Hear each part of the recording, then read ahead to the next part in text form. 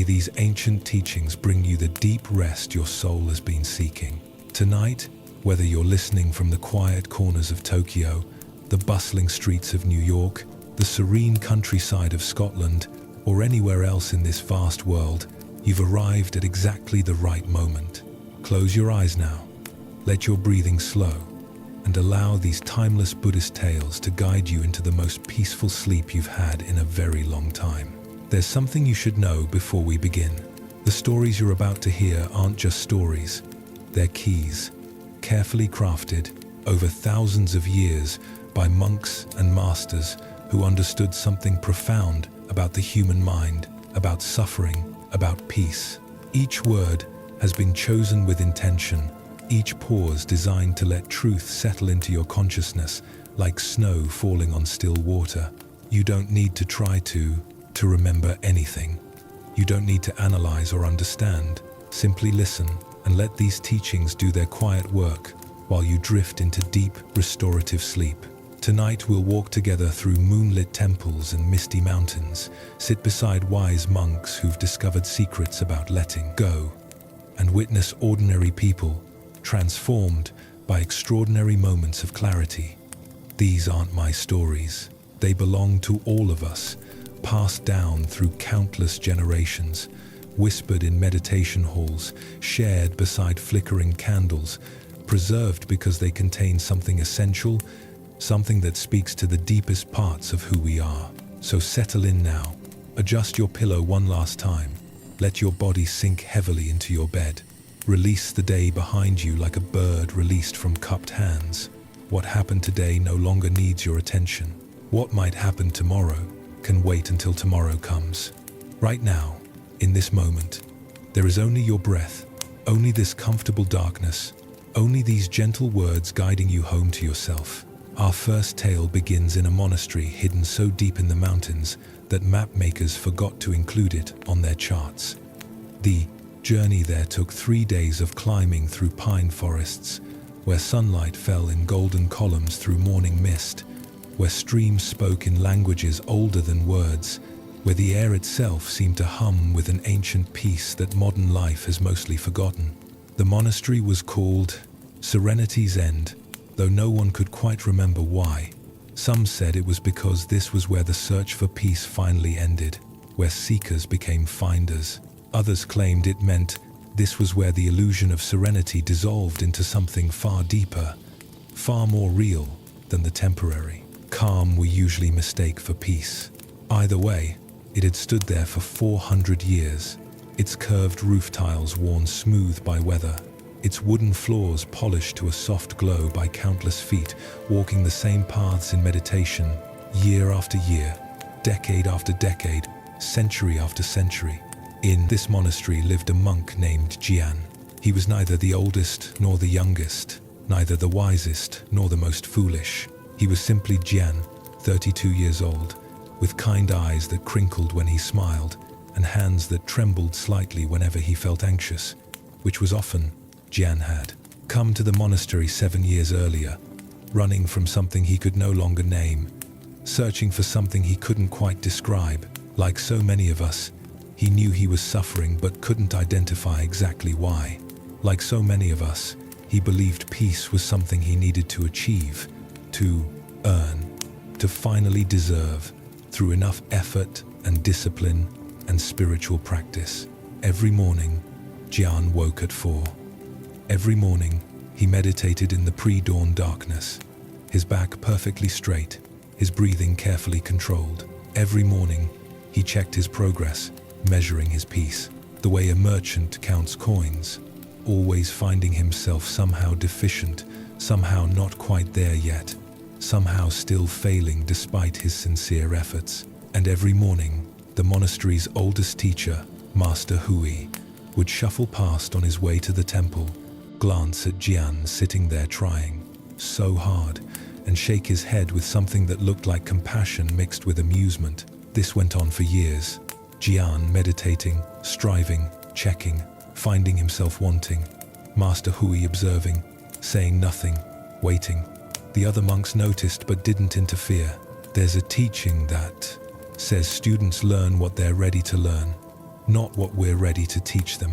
So they waited too, going about their simple days of gardening and cooking and sweeping and sitting, living examples of something Jian was too busy searching for to actually see. Then came the autumn when everything changed. It started on an ordinary Tuesday.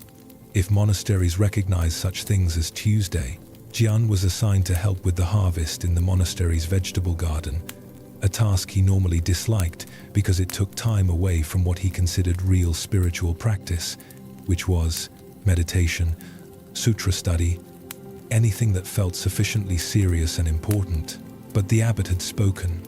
So to the garden Jian went, pulling on worn work gloves, picking up a basket woven from bamboo, kneeling in the dark earth between rows of bok choy.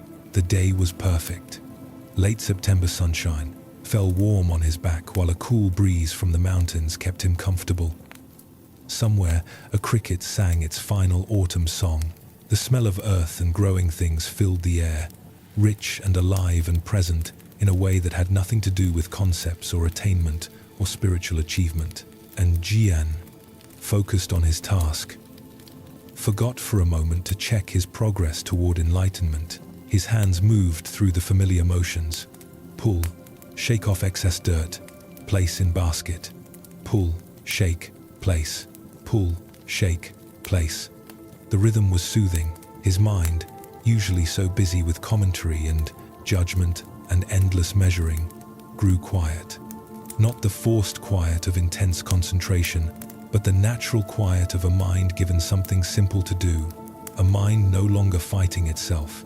After an hour, Master Hui appeared between the rows, moving with that shuffling walk of his, leaning on a wooden staff worn smooth by decades of use.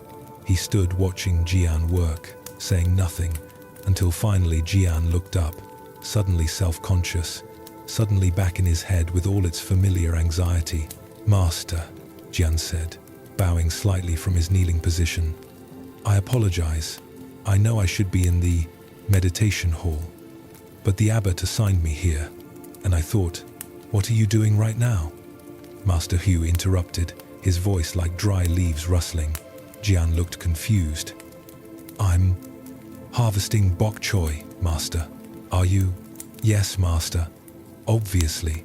Are you harvesting bok choy? Or are you thinking about harvesting bok choy while your hands happen to be moving?" Jian opened his mouth to answer, then closed it again. He realized he'd been somewhere else entirely, his hands on autopilot while his mind worried about wasting time, about falling behind in his practice, about what the master must think of him. "I was thinking, Master. I wasn't really here. And before I arrived?" Jian paused, remembering. "Before you arrived, I was just harvesting, just here, just doing this." Master Hui's weathered face creased into a smile. "Then I apologize for interrupting your meditation. But Master, I wasn't meditating. I was working." "What do you think meditation is, Jian?" The question hung in the air between them like the call of a distant bell. Jian had memorized dozens of definitions of meditation. He could recite sutras describing various techniques and approaches. He knew the theories, the philosophies, the systematic paths to awakening. But sitting there in the garden, dirt under his fingernails, autumn sun on his shoulders, he suddenly realized he'd been asking the wrong question all along. "I thought meditation was sitting still, controlling my mind, achieving certain states of consciousness," Jian said slowly. "And is that what the Buddha taught?" The Buddha taught being present, being awake, seeing clearly what is actually here, not what we imagine or hope or fear. "Can you be present while sitting on a cushion, with your eyes closed?" "Yes, Master." "Can you be present while harvesting bok choy?" "Yes, Master." "Can you be absent while sitting on a cushion with your eyes closed?" Jian laughed, a sudden release of tension. "I've been absent for 7 years, Master, sitting on that cushion every morning. Not every moment. You had a few seconds here and there when you forgot to check your progress. Those were good seconds." Master Hui lowered himself to the ground with some effort. sitting cross-legged in the dirt right there between the rows. He picked up a bok choy, examined it with great interest, turning it in his gnarled hands as if he'd never seen such a miraculous thing before. "This bok choy doesn't try to be bok choy," he said. "It doesn't wake up each morning checking whether it's achieved sufficient bok choyness yet. It doesn't compare itself to other vegetables. It simply grows, following its nature, expressing what it is without self-consciousness or doubt. And precisely because it's not trying to be anything other than what it is, it becomes perfectly itself." "But I'm not a vegetable, Master." "No, you're a human being. And human beings have the wonderful and terrible gift of self-awareness. Wonderful because it allows us to reflect, to learn, to grow intentionally. Terrible because we use it to separate ourselves from our own experience. To live in our heads instead of in the world. To create a gap between life and our story about life." Jian pulled another bok choy, but this time he really felt it. The slight resistance as roots pulled from earth, the weight of it in his hand, the coolness of the leaves, the simple fact of this moment, this action, this completely ordinary and completely extraordinary experience of being alive.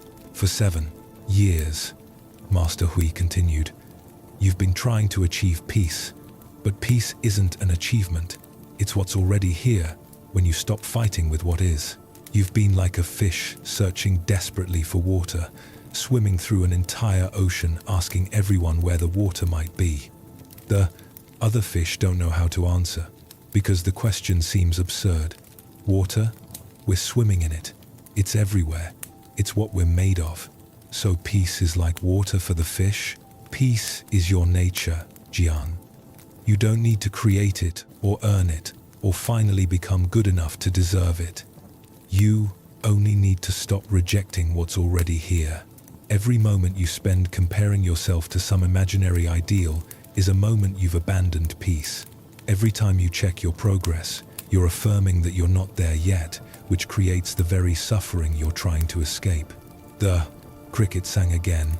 The breeze shifted, carrying the scent of pine from the mountains.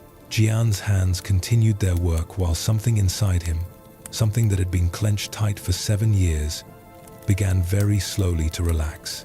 "But Master, if I stop trying, won't I just become complacent? Won't I stop growing?"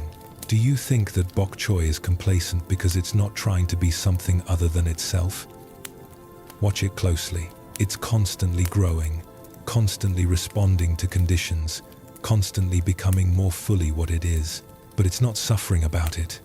It's not split between what it is and what it thinks it should be. The growing happens naturally when there's no resistance." Master Hui stood up slowly, bones creaking, using his staff for support. He looked down at Jian with infinite gentleness.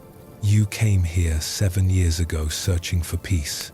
You thought you'd find it through discipline and effort and spiritual achievement. And those things have value. Jian, they've prepared you. They've taught you much. But now, it's time to learn something else. It's time to learn that what you've been searching for has been right here all along, in the simple act of pulling bok choy from the earth, in the feeling of sunshine on your back, in this breath and this moment and this perfectly ordinary yet miraculous fact of existence." He started to shuffle away, then paused and turned back. "Tomorrow morning, I want you to try something different. Instead of meditating at 4 a.m., I want you to simply sit. Don't try to control your breath or achieve a special state. Don't check your progress or measure your peace. Just sit the way you sit when you're resting. The way you sat just now before you noticed I was watching. Sit like you're already home, because you are." And with that, Master Hui disappeared between the rows of vegetables, leaving Jian alone with the bok choy and the cricket song, and a strange new feeling he couldn't quite name, but that felt like something inside him had finally, after all these years, exhaled. That night, Jian lay in his simple room on his simple bed, staring at the ceiling beams barely visible in the darkness. Outside his window, the mountain night was alive with small sounds. An owl calling, the wind moving through bamboo, the creek that ran past the monastery, adding its constant whisper to the symphony of darkness. Usually, Jian would be running through mental checklists, preparing for tomorrow's meditation, rehearsing sutras, planning his path to awakening. But tonight he just listened. The sounds weren't special. They didn't carry any profound meaning. They were just sounds, happening in the night, requiring nothing from him, offering nothing except their simple presence. And somehow, lying there listening without purpose or agenda, Jian felt more peaceful than he had in all his years of striving for peace. He thought about the bok choy, growing in the dark earth, not trying to be anything other than what it was. He thought about Master Hui's words about fish searching for water. He thought about 7 years of measuring himself against an impossible standard. 7 years of treating this moment as insufficient, as merely a stepping stone to some future moment when he would finally be good enough, spiritual enough, awakened enough. What had he been rejecting all this time? What had he been at war with? The answer came quietly, like the owl's call drifting through the window. Everything.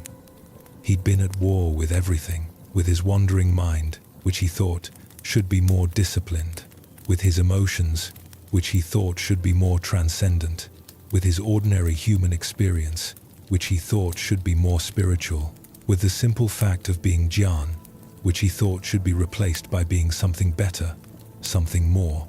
Sleep came, eventually, creeping over him like mist filling a valley, and he didn't fight it. He didn't try to stay awake to meditate more. He didn't judge himself for surrendering to tiredness. He just let sleep take him, the way leaves let go of branches in autumn. Not because they've failed, but because it's time. Because that's what this moment asks for. Because there's a wisdom in letting things be as they are. When he woke, it was still dark. His internal clock had roused him at 4, as it had for 7 years. But instead of immediately assuming his meditation posture, instead of launching into his usual routine, Jian remembered Master Hui's instruction. Just sit. Don't try to achieve anything. Sit like you're already home. He made tea first, something he'd never allowed himself during his sacred morning meditation time. The simple act of heating water, of watching steam rise in the dim light of a single candle, of pouring the hot water over tea leaves and seeing them unfurl like flowers blooming in fast motion. All of it felt somehow significant, not because it meant anything in particular, but because he was actually present for it instead of mentally rehearsing his spiritual to-do list. He carried the tea to his meditation cushion and sat down. But this time, he didn't straighten his spine into that perfect posture he'd maintained so rigidly. He sat comfortably, the way he'd sit with a friend. He didn't close his eyes or focus on his breath or do any of the techniques he'd learned. He just sat there, holding the warm cup in his hands, watching the steam rise and disappear into darkness, being exactly where he was. His mind wandered. Of course it wandered. Minds wander. That's what they do. But instead of immediately trying to corral it back, instead of judging himself for failing to maintain focus, Jian just noticed. Oh, I'm thinking about breakfast now. Oh, I'm remembering something Master Hui said. Oh, I'm planning today's work. The thoughts came and went like clouds crossing the sky, and he didn't need to chase them or fight them or make them mean anything about his spiritual worthiness. 5 minutes passed, or maybe 30, or maybe 2 hours. Time became slippery when he wasn't using it to measure progress. Eventually, he heard other monks beginning to stir. The monastery was waking. Another day was beginning, and Jian realized something startling. He'd just had the most peaceful meditation of his entire 7 years here, and he hadn't been trying to meditate at all. He stood up, bowed to nothing in particular, and went to join the morning chanting. But as he walked down the dim corridor, his feet on the smooth wooden floors, he felt different. Lighter, somehow. As if he'd been carrying an enormous weight he didn't know was there until he set it down. The weight of trying, the weight of becoming, the weight of not being good enough yet. The morning unfolded like any other morning. Chanting, then breakfast, then work, assignments. Jian was sent back to the garden, which pleased him in a way that would have seemed impossible just a day ago. Yesterday, garden work was a distraction from real practice. Today, it was practice itself. Or maybe the distinction between practice and not practice had dissolved into something simpler. Just this. Just harvesting vegetables. Just being alive on a cool autumn morning with dirt under his fingernails and the sun climbing over the eastern mountains. He worked beside a monk named Chen, a quiet man in his 50s who'd been at the monastery for 20 years. They'd worked together many times before, but had rarely spoken, both too absorbed in their own internal worlds to really meet each other.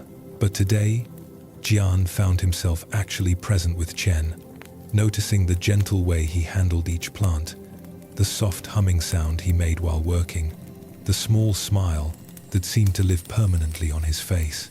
"Chen," Jian said during a break, both of them sitting on the ground with their backs against the garden's stone wall. "Can I ask you something?" "Of course. You always seem peaceful, content, like you found what the rest of us are searching for. What's your secret?" Chen laughed, a warm sound like water over stones. "Secret? I don't have any secret, Jian. I just pull weeds and plant seeds and harvest vegetables. I've been doing it for 20 years. But there must be more to it than that. Don't you meditate? Study the sutras? Work on your practice? I do those things too. But I don't do them to become someone other than who I am. I do them because they're what this day asks for, what this moment contains. When it's time to meditate, I meditate. When it's time to pull weeds, I pull weeds. I don't make one more important than the other. But don't you want to become enlightened? Don't you want to achieve awakening?" Chen picked up a pebble, examined it closely, then tossed it gently into the garden. "That question assumes I'm not already complete. It assumes there's something wrong with this moment that needs to be fixed by some future moment. But look around, Jian. Look at this morning. Feel this breeze. Smell the earth. Listen to the birds. What's wrong with this? What's missing? What needs to be added or achieved or attained to make this moment acceptable?" Jian opened his mouth to answer, then realized he didn't have one. Nothing was wrong. Nothing was missing. The moment was exactly what it was, complete in itself, requiring nothing from him except his presence. The Buddha didn't teach us to hate our lives and escape into some transcendent state, Chen continued. He taught us to wake up to our lives, to see clearly what's actually here instead of living in our thoughts about what's here. Enlightenment isn't somewhere else. It's not in the future. It's seeing this moment clearly, without all the stories we usually tell ourselves about it. They sat in silence for a while. Two monks, resting in the shade of a wall, surrounded by growing things, part of an ancient rhythm that had nothing to do with achievement or progress or becoming someone better. Just being here, just this moment, just the simple, profound gift of existence. Over the following weeks, something in Jian continued to shift. It wasn't dramatic. There were no visions or special experiences. He didn't suddenly become enlightened in some flashy, obvious way, but the constant background static of his mind, the endless commentary and judgment and measuring, began to quiet. Not because he was forcing it to be quiet, but because he was no longer feeding it with his attention. He noticed that his morning sitting had become something he looked forward to rather than a test he needed to pass. He noticed that he could have a difficult emotion without immediately trying to fix it or transcend it or make it mean something bad about his spiritual progress. He noticed that conversations with other monks had become actual conversations instead of performances designed to prove his understanding. He noticed, in other words, that he was spending more time actually living and less time thinking about living. One morning in late October, Master Hui found him in the garden again. The harvest was mostly complete now. Jian was preparing beds for winter, turning the soil, mixing in compost, getting ready for the season of rest that was coming. The air had that crisp quality that only autumn mornings have, sharp and clean and full of clarity. "You seem different," Master Hui observed, lowering himself to sit on a nearby bench. "I feel different, Master, but I can't quite explain how." "Try." Jian paused in his work, leaning on his shovel, considering. "It's like, for 7 years I was trying to get somewhere. Every moment was a stepping stone to some future moment when I would finally arrive. But now I realize I was already there. I was always there. I was just too busy going somewhere else to notice." "What changed?" "I stopped trying to change." Master Hui smiled. "That's the great paradox, isn't it? When we stop trying to transform ourselves, transformation happens naturally. Like ice melting in spring, you don't need to force it or make it happen. You just need to stop preventing it. I spent so many years preventing it, Master, fighting with what is, rejecting this moment in favor of some imaginary better moment. I was exhausting myself trying to arrive at peace instead of noticing I was already swimming in it. And now I still have difficult days. My mind still wanders. I still feel anxious sometimes, or frustrated, or doubtful. But I don't make sad. Those things mean I'm failing anymore. They're just weather patterns moving through. I don't need to identify with them or fight them or let them determine whether I'm making spiritual progress." "So what is spiritual progress, Jian?" He thought about that, turning the question over like a smooth stone in his hand. "Maybe it's not progress at all. Maybe it's more like uncovering, like we're born with this natural peace, this natural wisdom, but we cover it over with all our ideas about what we should be. And the spiritual path isn't about adding anything new. It's about removing what's covering up what was always already there. Like clearing dead leaves from a spring," Master Hui said. "The spring is always flowing. We just can't see it until we clear away what's covering it." "Exactly." A silence settled between them, but it was a comfortable silence, full rather than empty, the kind of silence that feels like communion rather than absence. A flock of geese flew overhead, calling to each other in their ancient language. The sound of the monastery bell drifted across the garden, marking the hour. Everything happening in its own time, following its own nature, complete. "There's something else, Master," Jian said. "I wanted to thank you." "For what?" "For not giving up on me. For waiting all those years while I was too busy trying to become enlightened to notice I was already home. For letting me learn what I needed to learn in my own time." Master Hui stood up, using his staff for support, preparing to continue his morning walk. He placed a hand on Jian's shoulder, a gesture of warmth and recognition and deep companionship. "Jian, I didn't teach you anything. The bok choy taught you, the garden taught you, your own experience taught you. I just asked a few questions and got out of the way. The real teacher is always life itself, if we're willing to listen." He shuffled off, leaving Jian alone with the half-turned earth and the autumn morning and a heart that felt, for the first time in 7 years, like it had permission to simply be. That winter was the quietest Jian had ever experienced, and the loudest. Quiet because the monastery settled into its hibernation rhythm, snow falling softly day after day, blanketing everything in white silence, turning the world into a kind of living meditation. Loud because, without all his striving and seeking and measuring, Jian could finally hear what had been present all along. The whisper of his own breath, the subtle creaking of wooden beams as the building settled in the cold, the particular quality of silence that exists between snowflakes, the sound of his own heartbeat when he lay down. At night, he spent those winter months doing simple things, sweeping snow from pathways, sitting by the fire in the common room, mending clothes alongside other monks, reading sutras not to accumulate spiritual knowledge, but because the words were beautiful and sometimes they illuminated something he'd already sensed but couldn't name.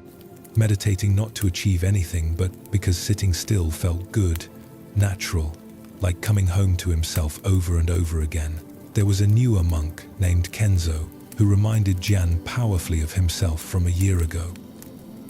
Kenzo was 24, earnest, desperately trying to be good enough, constantly asking questions about the right way to practice, the correct interpretation of teachings, the fastest path to enlightenment.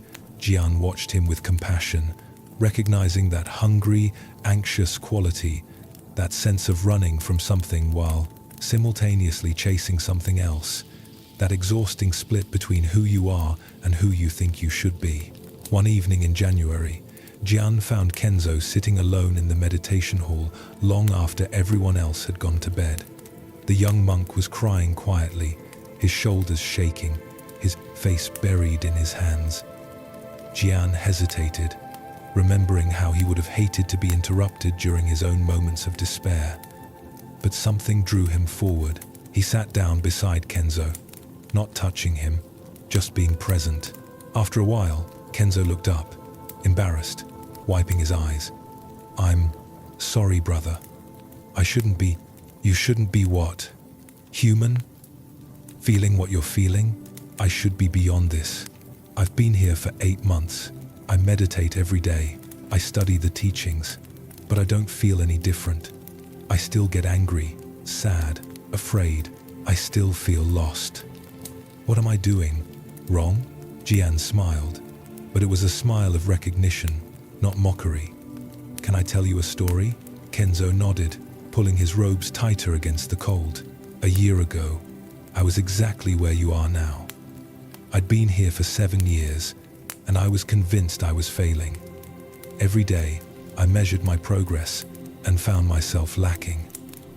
Every meditation session was a test I needed to pass. Every emotion was evidence that I wasn't spiritual enough yet. I was miserable, Kenzo. Absolutely miserable. And the worst part was, I was miserable because I was trying so hard not to be miserable. What changed? I harvested bok choy." Kenzo looked confused. "What?" "I was sent to work in the garden, and I was resentful because I thought it was taking me away from real spiritual practice. But something happened while I was pulling vegetables from the ground. I forgot to check my progress. I forgot to measure myself against some ideal. I just pulled bok choy. I was completely present with it. And in that moment of not trying to be anywhere other than where I was, I found the peace I'd been searching for." "So the secret is gardening?" Jian laughed. "No. The secret, if there is one, is stopping the search. The secret is realizing you're already complete. Not complete in the sense that you'll never grow or change or learn. Complete in the sense that right now, exactly as you are, with all your anger and sadness and fear, you're not broken. You don't need to be fixed." Kenzo shook his head. "But the Buddha taught the path to end suffering. If I'm already complete, why am I suffering?" "You're suffering because you believe you shouldn't be suffering. You're suffering because you're at war with your own experience.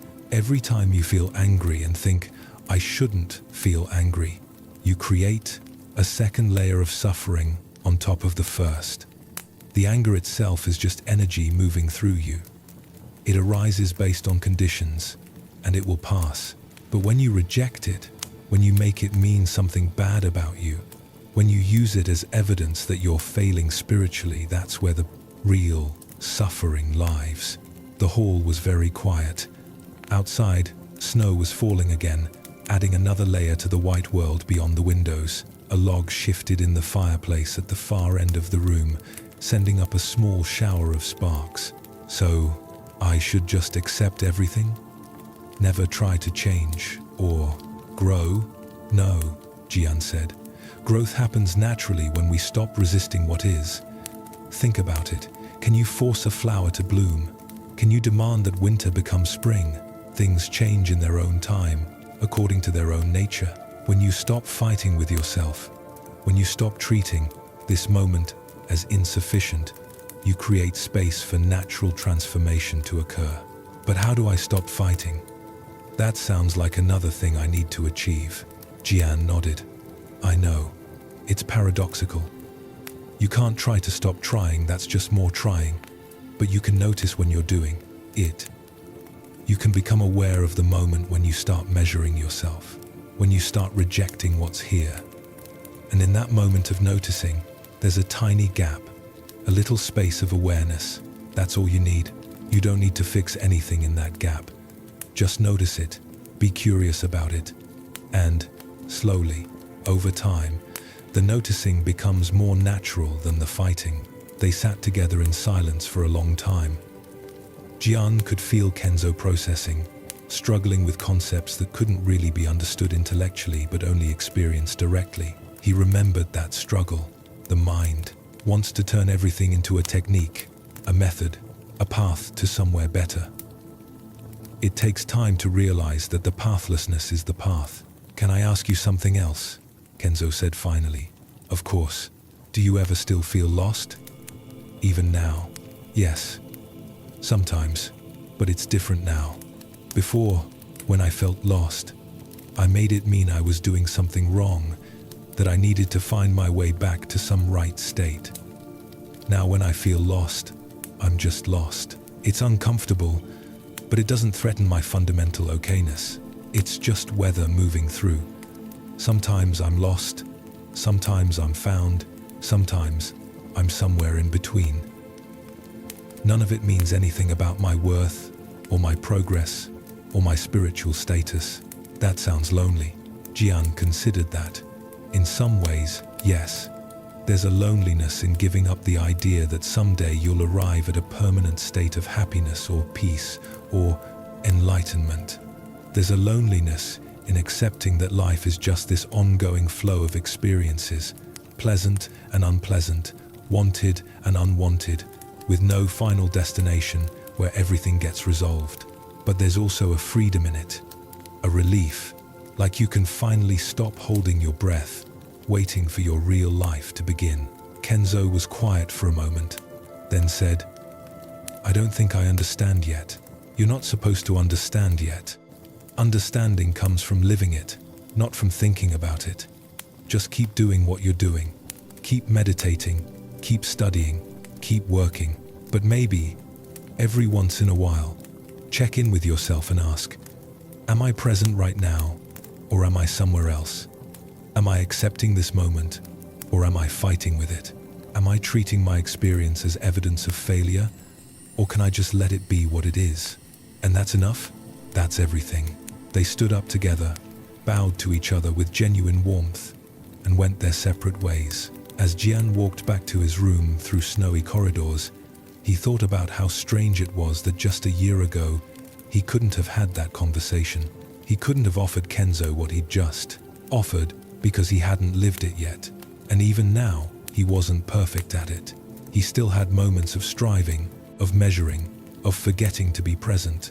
But something fundamental had shifted. The center of gravity had moved from trying to be someone else to accepting who he was. The winter passed slowly, as winters do in mountain monasteries. There were difficult days when cabin fever set in, when the monks got irritable with each other, when the cold seemed to seep into bones and spirit alike. There were beautiful days when the sun turned the snow into a field of diamonds, when the Bentig silence felt sacred, when everything seemed aligned with some deeper order. And there were ordinary days that were neither difficult nor beautiful, just days, one after another, each one containing its own small miracles and challenges. Jian discovered something during those months. Boredom was a fine teacher. Not boredom in the sense of having nothing to do, there was always something to do in a monastery, but boredom in the sense of the mind's constant demand for stimulation, for novelty, for something more interesting than this present moment. He noticed how his mind would wander away from simple tasks, searching for something more engaging, more meaningful, more worthy of his attention. And he began to question that impulse. Was washing dishes really less meaningful than meditating? Was sweeping floors really less spiritual than studying sutras? What made one activity sacred and another mundane? The more he examined it, the more he realized the distinction was arbitrary. something his mind had created to maintain the illusion that some moments were more important than others, that his life would really begin when he got to the important parts. But what if every part was important? What if washing dishes with full attention was exactly as valuable as any other activity? What if the point wasn't to get through the boring parts so you could arrive at the meaningful parts, but to discover meaning in whatever was actually here? He began to experiment with this. When he found himself thinking, I can't wait until this is over so I can do something more interesting, he would pause and ask himself, what am I rejecting about this moment? What am I not willing to be present with? Usually, it was simply the plainness of it, the ordinariness, the fact that washing dishes or folding laundry or sitting in meditation didn't match his mental image of what an important spiritual life should look like. So he practiced bringing his full attention to the unimportant things, the way water felt on his hands while washing dishes, the precise motion required to fold a robe, the specific quality of restlessness that arose during long meditation sessions. And something remarkable happened. When he stopped labeling these experiences as boring or unimportant, they became fascinating. Everything became fascinating when he actually looked at it instead of looking past it toward something better. Spring came eventually, as it always does. The snow melted, revealing brown earth that would soon green. Birds returned from wherever they'd spent the winter, filling the mornings with their territorial songs. The creek beside the monastery, frozen silent all winter, began to speak again, its voice growing louder each day as snowmelt from the mountains fed its flow, and the monastery emerged from its winter hibernation, monks spilling into the garden to begin the annual cycle of planting. Jian found himself working beside Chen again, and it felt like coming home to an old friend.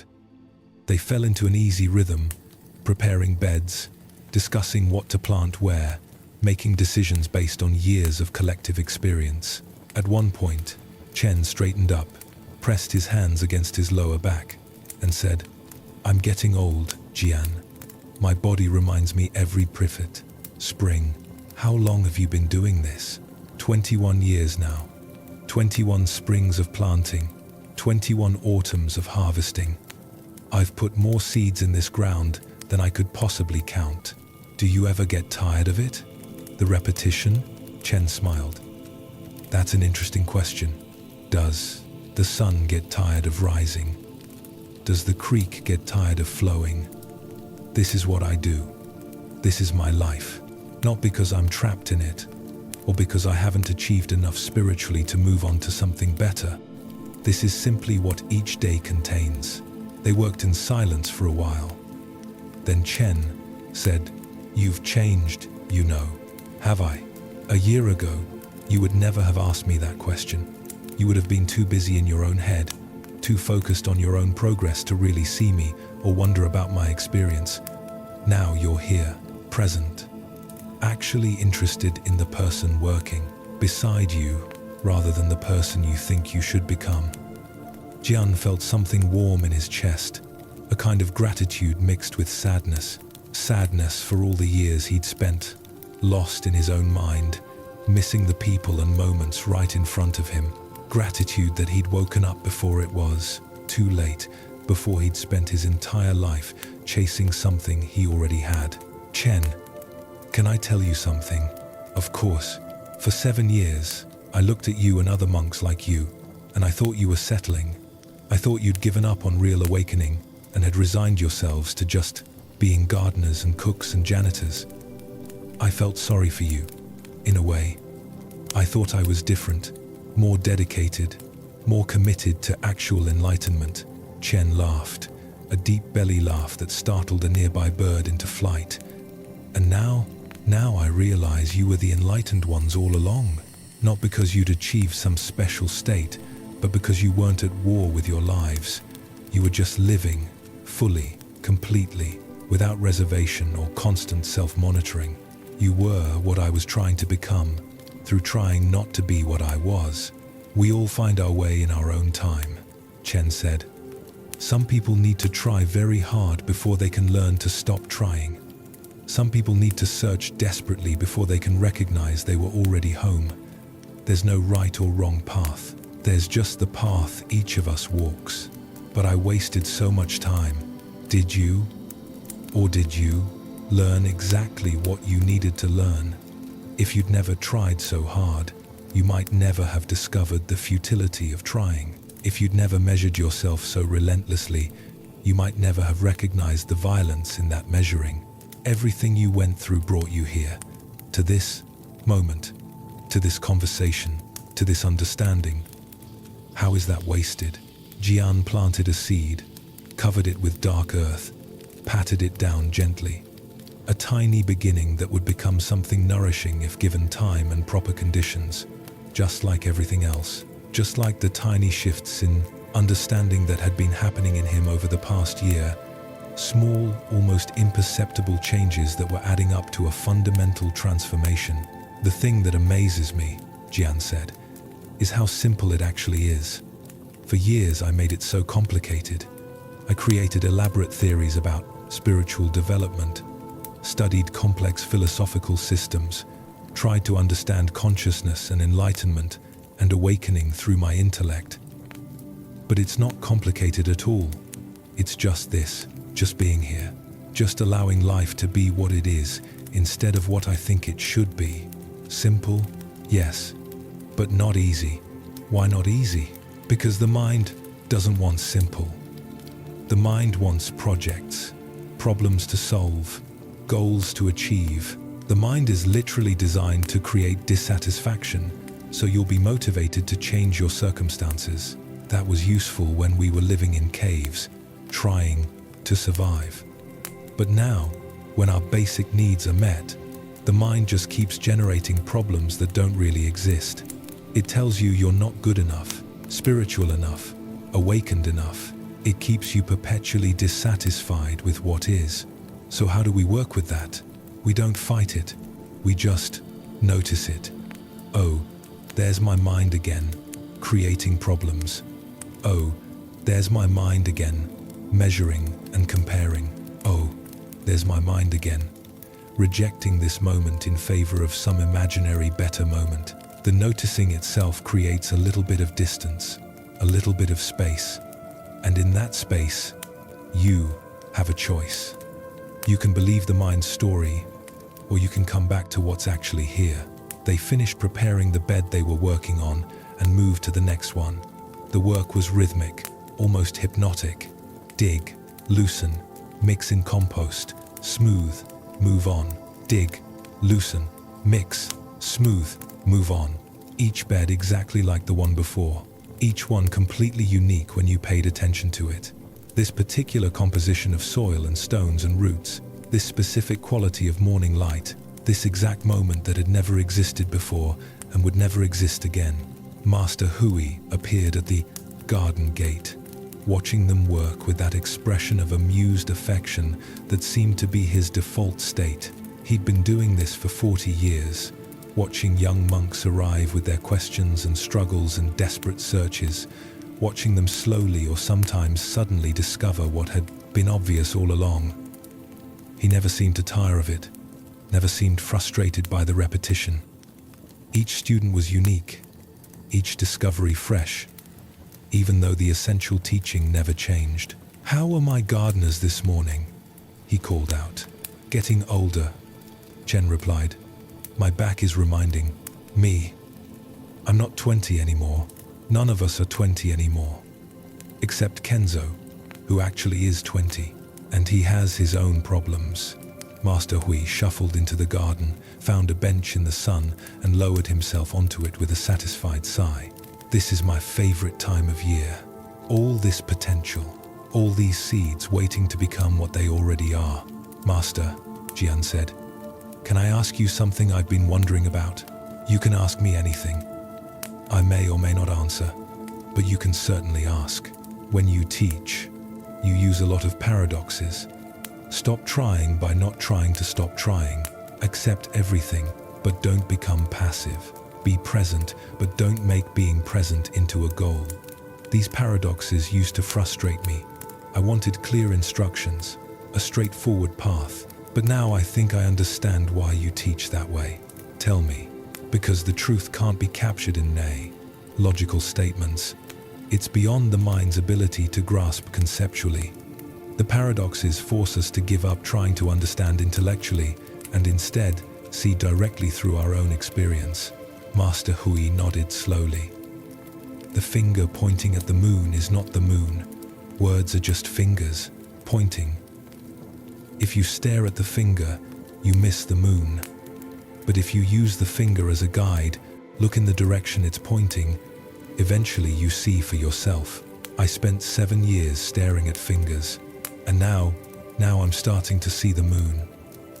Or maybe I'm starting to realize I was always seeing the moon. I just didn't recognize it because I was too busy looking for something more dramatic, more special, more obviously transcendent. The ordinary is the extraordinary, Master Hui said. But we can't recognize that until we stop waiting for the extraordinary to arrive. A monk once asked the great teacher Joshu, "What is the meaning of Bodhidharma coming from the West?" Joshu replied, "The cypress tree in the garden." The monk was confused, of course. He wanted some profound philosophical explanation, but Joshu was pointing directly at it. This, right here, right now, exactly as it is. Jian looked around the garden. The cypress trees growing along the eastern wall, their dark green branches swaying slightly in the morning breeze. The stone lantern beside the path, covered in moss, slowly being reclaimed by the mountain. The wooden fence, weathered by decades of sun and rain and snow. The other monks working in various beds, some in silence, some chatting quietly with each other. The whole scene so ordinary, so familiar, so completely unremarkable, and yet, when he really looked at it, when he was fully present with it, instead of thinking about it, or judging it, or comparing it to some ideal, it was absolutely miraculous. The fact that anything existed at all, the stunning improbability that consciousness had evolved to witness itself, the way morning light fell across this particular arrangement of earth and stone and wood and living things. How had he ever thought this was insufficient? How had he ever looked at this and thought he needed something more? "I see it, Master," Jian said quietly. "I actually see it," Master Hui smiled. "Good. Now forget about seeing it and just live it. The seeing is good, the recognition is valuable, but if you turn it into another achievement, another state to maintain, another level you've reached, you're back in the same trap. Just live, just be here, just plant seeds and watch them grow and harvest what ripens and let go what withers and begin again next spring. That's all. That's everything." He stood up, preparing to continue his morning rounds, but he paused and turned back one more time. "Jian, I'm proud of you. Not because you've achieved something or become someone special. I'm proud because you've stopped trying to be special. You've stopped rejecting your ordinary human experience in favor of some idealized spiritual existence.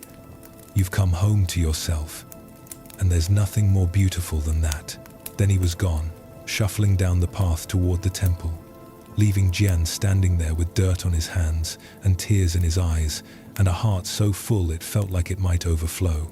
The rest of that spring and summer passed in what could only be described as a state of grace. Not because everything was perfect, it wasn't. There were still difficult days, still moments of doubt and confusion and frustration. But Jian's relationship to those experiences had fundamentally changed. They no longer threatened his sense of okayness.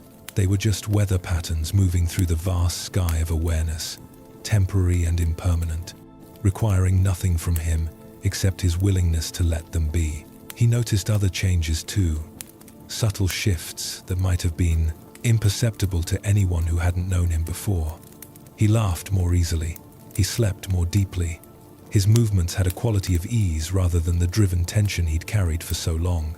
When he sat in meditation, it was because he wanted to, not because he should. When he spoke with other monks, he was actually listening instead of planning his response or trying to demonstrate his understanding. When he worked, he worked. When he rested, he rested. The constant split between what he was doing and what he thought he should be doing had healed. One evening in late summer, he was sitting outside his room watching the sunset paint the mountains in shades of orange and purple and gold. Fireflies were beginning their nightly dance in the garden below. The air smelled of jasmine and pine, and the day's accumulated warmth releasing back into the evening. And Jian realized he hadn't thought about enlightenment in weeks, hadn't checked his progress, hadn't measured himself against any standard. He'd just been living, moment by moment, each one complete in itself. Was he enlightened now?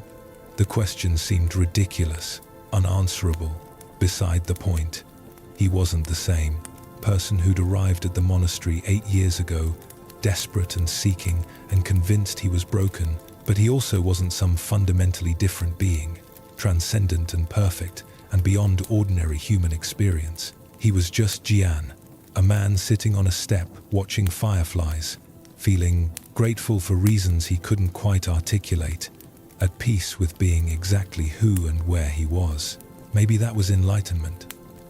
Or maybe enlightenment was just another concept, another finger pointing at a moon that was always right here, always available, always shining whether we recognized it or not.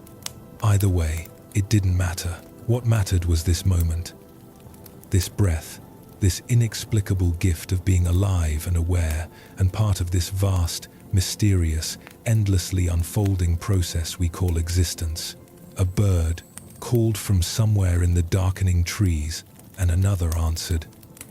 The conversation between them, meaningless to human ears but full of significance to the birds, reminded Jian of all the conversations he'd had over the years with other monks, with teachers, with himself. How much of it had been necessary? How much had been just noise? The mind talking to itself, creating problems and solutions, questions and answers, all of it ultimately pointing to something that couldn't be captured in words?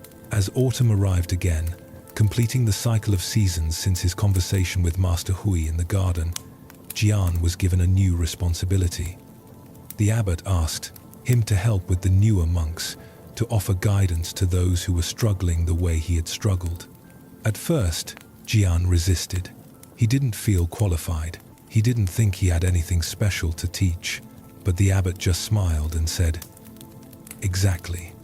That's why you're perfect for it."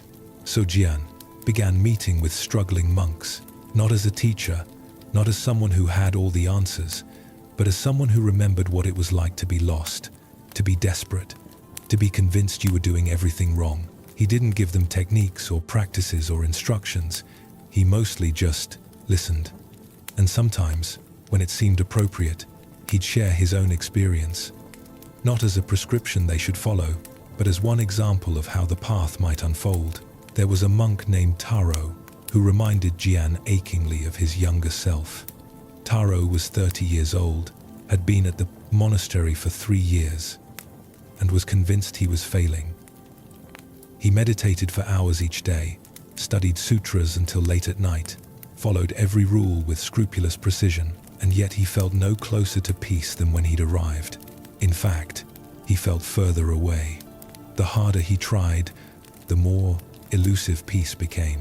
"I don't understand," Taro said during one of their conversations. They were sitting in a small room overlooking the garden, tea growing cold between them, afternoon light slanting through the window. "I'm doing everything right. I follow the schedule. I practice diligently. I study the teachings. Why am I so miserable?"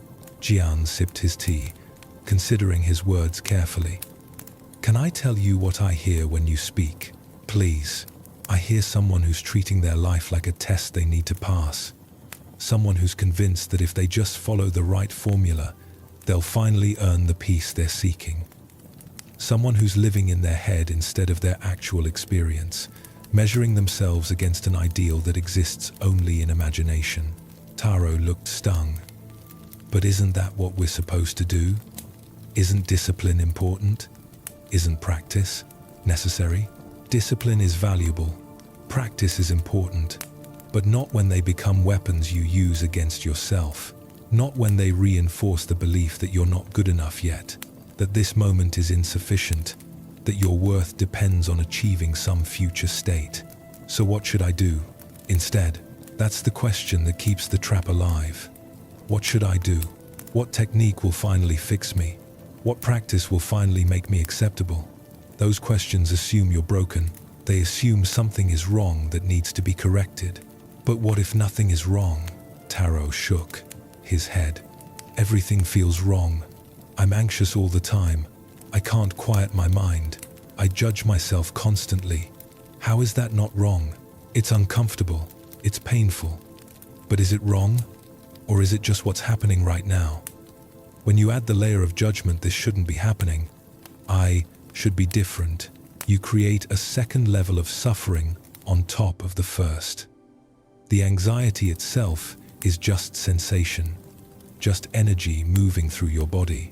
But when you make it mean something about your spiritual worthiness, when you use it as evidence that you're failing, that's where the real suffering lies. So I should just accept feeling terrible all the time? Jian leaned forward, trying to find words for something that couldn't quite be captured in language. Acceptance doesn't mean resignation. It doesn't mean you stop growing or changing or learning. It means you stop fighting with what is. You stop treating this moment as an enemy that needs to be defeated. When you accept what's actually here, yes, I feel anxious right now. Yes, my mind is busy. Yes, I'm judging myself. You create space for something to shift. But when you fight it, when you clench around it and try to force it to be different, you lock it in place. I don't know how to do that. You can't do it. That's the paradox. Acceptance isn't something you do. It's something that happens when you stop doing all the things that prevent it. When you stop trying to control your experience. When you stop demanding that it be different than it is. Acceptance is what's left. They sat in silence. Jian could see Taro struggling, his mind working hard to turn this into a technique, a method, something he could practice and master. It was so familiar, this desperate grasping for a solution. Jian had spent years doing the same thing, turning every teaching into another form of trying, another way to achieve the peace that was already present beneath all the striving. Let me ask you something, Jian said. Right now, in this moment, what's wrong? Taro looked confused. What do you mean? I mean right now. Not your past, not your future, not your story about yourself. Right now, sitting here in this room with me, tea on the table, afternoon sun coming through the window. What's actually wrong? Taro scanned his experience, searching for the problem. I don't know. Nothing. I guess. But that doesn't mean nothing is wrong. Right now, nothing is wrong. You're breathing. You're alive. You're safe. This moment is exactly what it is. The wrongness only appears when you compare this moment to some idea of how it should be. When you think, I should feel more peaceful, or I should be more advanced by now, or I should be someone other than who I am. But isn't growth important? Isn't change necessary? Change happens naturally when we stop resisting what is. A seed doesn't become a flower through effort or force. It becomes a flower by being fully a seed, allowing each stage of its development to unfold according to its own nature. When you try to force yourself to be something you're not yet, you're working against your own nature. When you accept where you actually are, you create the conditions for natural growth. Taro was quiet for a long time, his face working through various emotions, resistance, confusion, a flicker of something that might have been recognition, then back to resistance. Jian understood. The mind doesn't want to hear that the solution is to stop searching for a solution. It feels like giving up, like settling, like resignation. It takes direct experience to recognize that stopping the search isn't giving up, it's coming home. I have an assignment for you, Jian said finally. For the next week, I want you to do something different. Instead of trying to be peaceful, instead of measuring your progress, instead of checking whether you're doing it right, I want you to simply notice. Notice when you're judging yourself. Notice when you're comparing yourself to some ideal. Notice when you're treating this moment as insufficient. Don't try to stop doing those things. Don't try to fix them. Just notice. Can you do that? Just notice? That's it? That's it. No trying to change anything. No effort to be different. Just gentle, curious noticing. And if you forget to notice, if you get caught up in the usual patterns, that's fine too. Just notice that when you remember, everything gets included. Nothing is wrong. Taro left looking unconvinced, which was exactly how Jian had left his first conversation with Master Hui. Some things can't be taught, only discovered. All Jian could do was point in the direction and hope that Taro would eventually look where he was pointing instead of at the pointing finger itself. Over the following months, Jian had similar conversations with various monks, each one struggling in their own way, each one convinced they were doing something wrong, each one searching desperately for the secret formula that would finally bring the peace they sought. And to each one, Jian offered the same basic pointing. Look at what's actually here. Notice how you're fighting with it. See if you can allow it to be what it is, even for just a moment. Some got it quickly, some took longer, some might not get it for years, or ever. Jian learned to let that be okay. He couldn't force understanding any more than he could force a flower to bloom. All he could do was share what he'd discovered and trust that each person would find their way in their own time. Winter came again, then spring, then summer. The cycles continued, each season arriving and departing according to its own rhythm, indifferent to human preferences or schedules. Jian settled more deeply into the monastery's simple routines, finding richness in repetition, discovering that doing the same things over and over wasn't monotonous when you were actually present for them. Each morning's meditation was new because he was different each morning. Because this breath was unique. Because this moment had never existed before. Each meal was fresh because he was tasting it rather than just consuming it. Each conversation was alive because he was listening rather than just waiting to speak. He noticed that he'd stopped thinking about his life in terms of before and after. Before enlightenment, after enlightenment, before understanding, after understanding. Life was just life, moving forward moment by moment, sometimes pleasant, sometimes unpleasant, always changing, never quite graspable. He was happier than he'd ever been, and yet happiness had stopped being his goal. He was more peaceful, and yet peace had stopped being something he needed to achieve. He felt more alive, more present, more himself than ever before, and yet he'd stopped trying to become someone. One day, Master Hui came to find him in the garden where Jian was training a new group of monks in basic cultivation techniques. The old teacher watched for a while, nodding approvingly at something he saw, then gestured for Jian to walk with him. They strolled through the monastery grounds in comfortable silence. Two men who'd known each other long enough that words weren't always necessary. Eventually, they arrived at a spot Jian had always loved. A small stone bench overlooking the valley below, mountains rising in the distance, the whole world spread out like a painting that was constantly repainting itself. "Do you remember the first time I brought you here?" Master Hui asked. Jian thought back. "Yes, it was my second week at the monastery. I was overwhelmed, questioning whether I'd made the right decision to come. You brought me here, and we sat for an hour, without speaking. I remember feeling frustrated because I wanted answers, and you weren't giving me any. And now I understand that the answer was sitting here. The answer was the mountains and the sky and the silence, and this moment exactly as it was. But I couldn't see it because I was too busy looking for something else." Master Hui nodded. "I've been teaching here for 40 years. I've watched hundreds of monks come and go. Some stay for a few months, some for a few years, some for their entire lives. And I've learned something about who finds what they're looking for." "What's that?"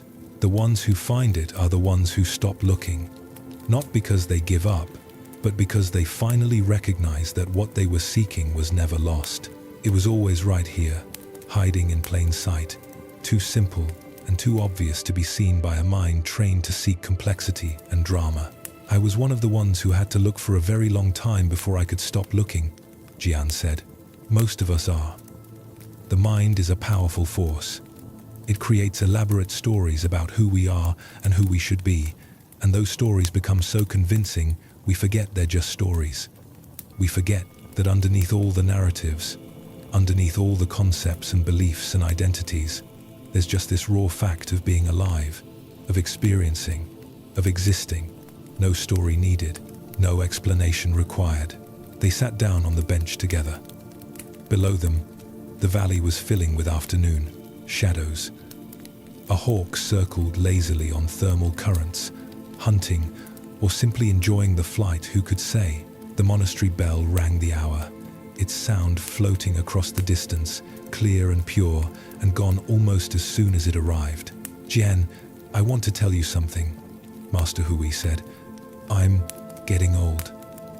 My body reminds me every day that it won't last forever, and I've been thinking about succession, about who might take over certain teaching responsibilities when I'm no longer able to fulfill them. Jian felt something tighten in his chest. Master, you're strong. You have many years left. Perhaps not. Either way, I want you to consider taking on a more formal teaching role, not because you've achieved some special state or because you have all the answers, but because you remember what it's like to struggle. You know both the trap and the way out of the trap. You can point without demanding that people see what you're pointing at. I'm not qualified, Master.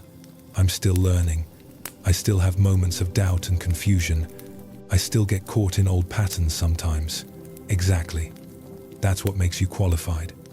A teacher who claims to have transcended all struggle, who presents themselves as beyond human experience, creates an impossible standard for students.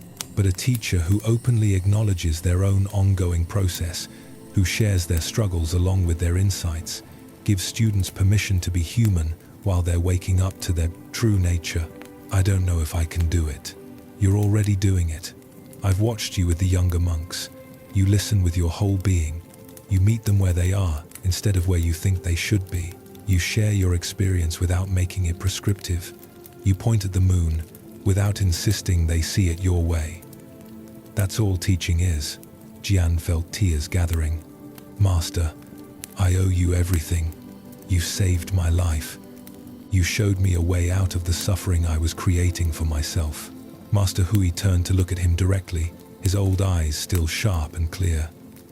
I didn't save you, Jian. I asked you a few questions and waited while you saved yourself. All I did was see who you actually were, underneath all your striving and struggling, and hold that vision steady while you couldn't see it yourself. Now you can do the same for others.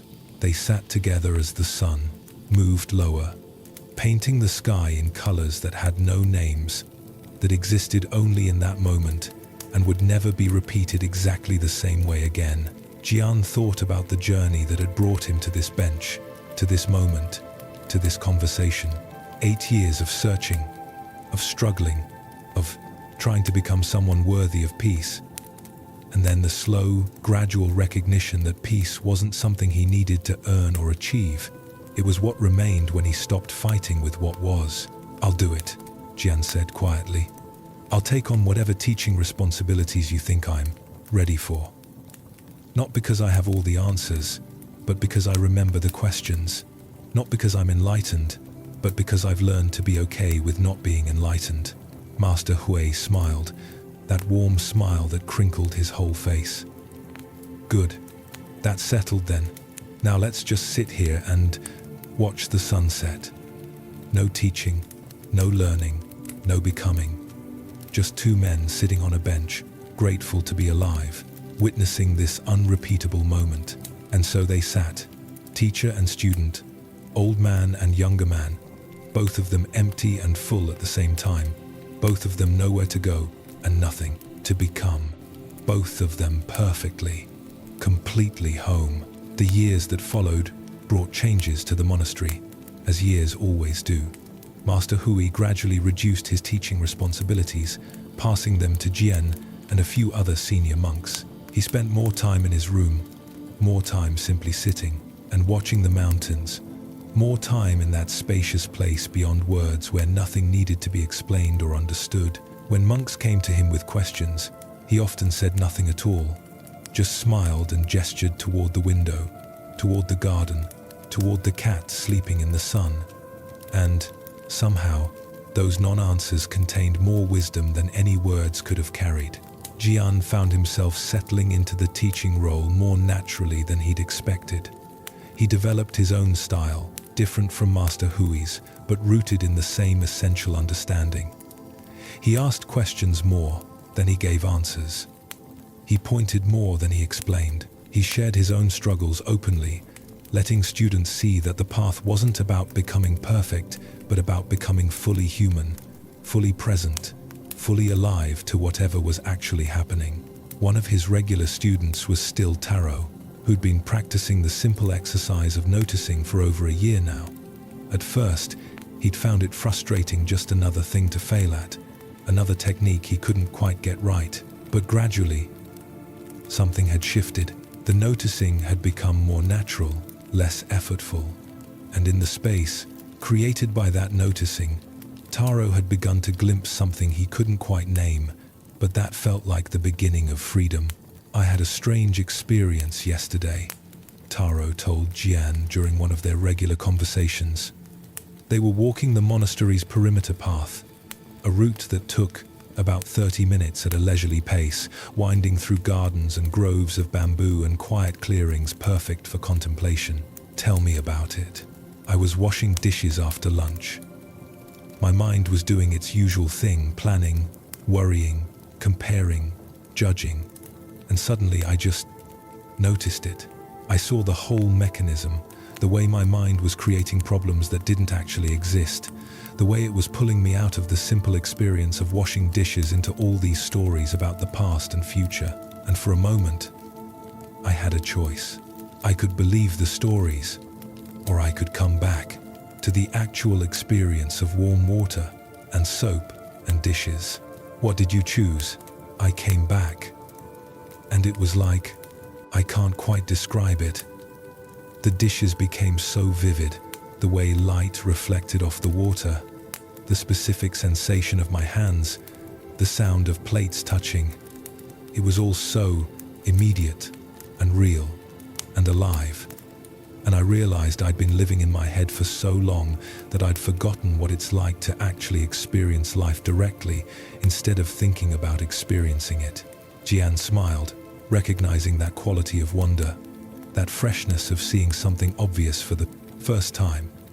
"And how long did it last?" "Maybe 30 seconds.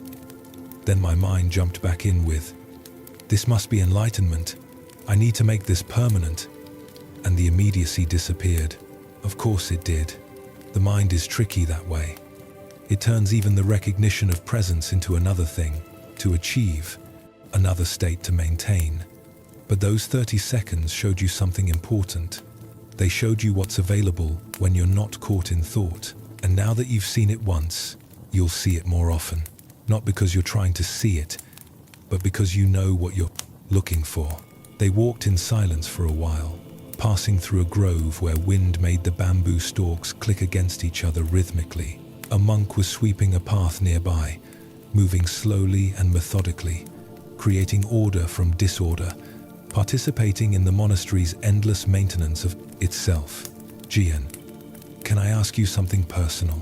"Of course. Do you still have doubts? Do you still struggle?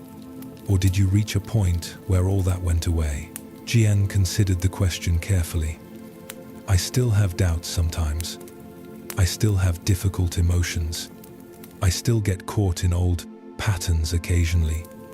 But my relationship to those experiences has changed. They don't threaten my fundamental okayness anymore. They're just weather passing through. I can feel doubt without believing I'm doing something wrong. I can feel sad without believing I've failed spiritually. I can notice I'm caught in an old pattern without using it as evidence that I haven't progressed. So, it's not about reaching a state where nothing difficult ever happens. No. It's about reaching an understanding that difficult things happening doesn't mean anything about you.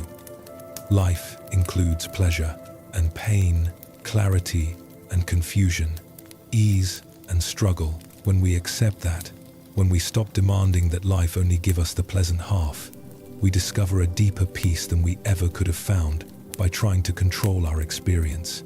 That sounds lonely sometimes. It can be.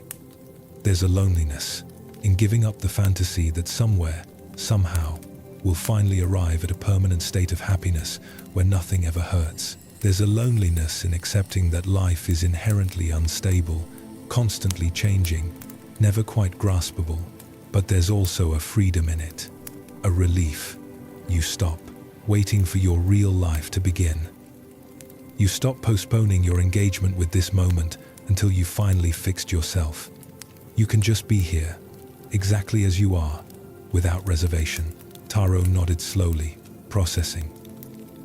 They completed their circuit and arrived back at the main temple building. Other monks were gathering for evening chanting, their robes rustling softly as they found their places. The familiar ritual was about to begin, another repetition in an endless series of repetitions, each one the same and each one completely unique, depending on who was showing up to experience it.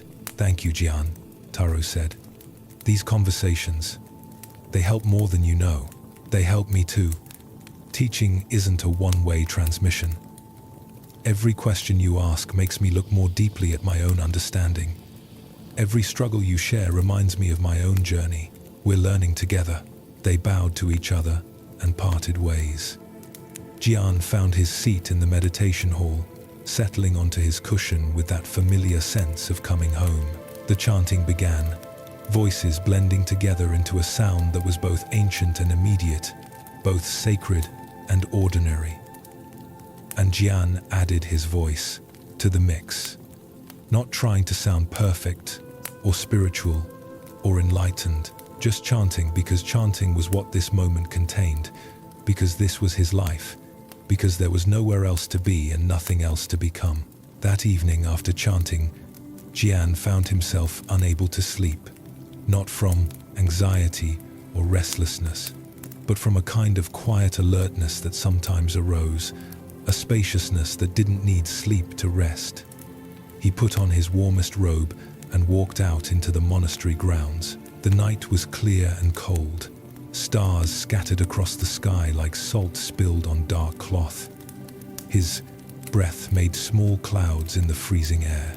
He walked without destination, his feet following paths they knew by heart, past the temple, past the garden, where everything lay dormant under frost, past the storage buildings and the meditation hall and the small shrine where candles burned perpetually. The monastery at night had a different quality than during the day, quieter, more mysterious, like the world was showing you its secret face, the one it normally kept hidden beneath busy daylight activity. He found himself at the cemetery where generations of monks had been laid to rest. Simple stone markers, most of them weathered smooth by decades of wind and rain, names barely visible in the starlight. Master Hui had brought him here once, years ago, when Jian was still consumed with questions about enlightenment and spiritual achievement. "Do you know what all these monks have in common?" Master Hui had asked, gesturing at the rows of stones. "They all lived and practiced here. They all died. Every single one of them, no matter how enlightened or unenlightened, no matter how many years they practiced or how deeply they understood, eventually died.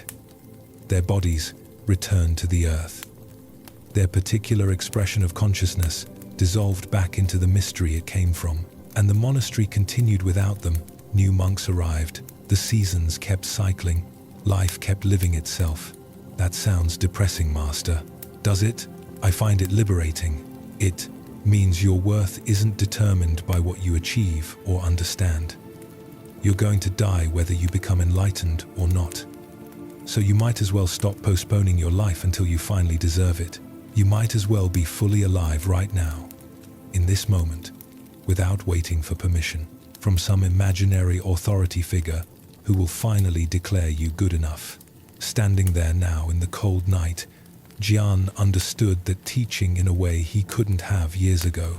These monks had lived full lives, rich lives, meaningful lives, not because they'd achieved some special spiritual status, but because they'd shown up for their lives. They'd planted gardens and cooked meals and sat in meditation and swept floors and laughed with friends and struggled with themselves and gradually learned to let it all be what it was. They'd participated in the great dance of existence without needing to be the star performer.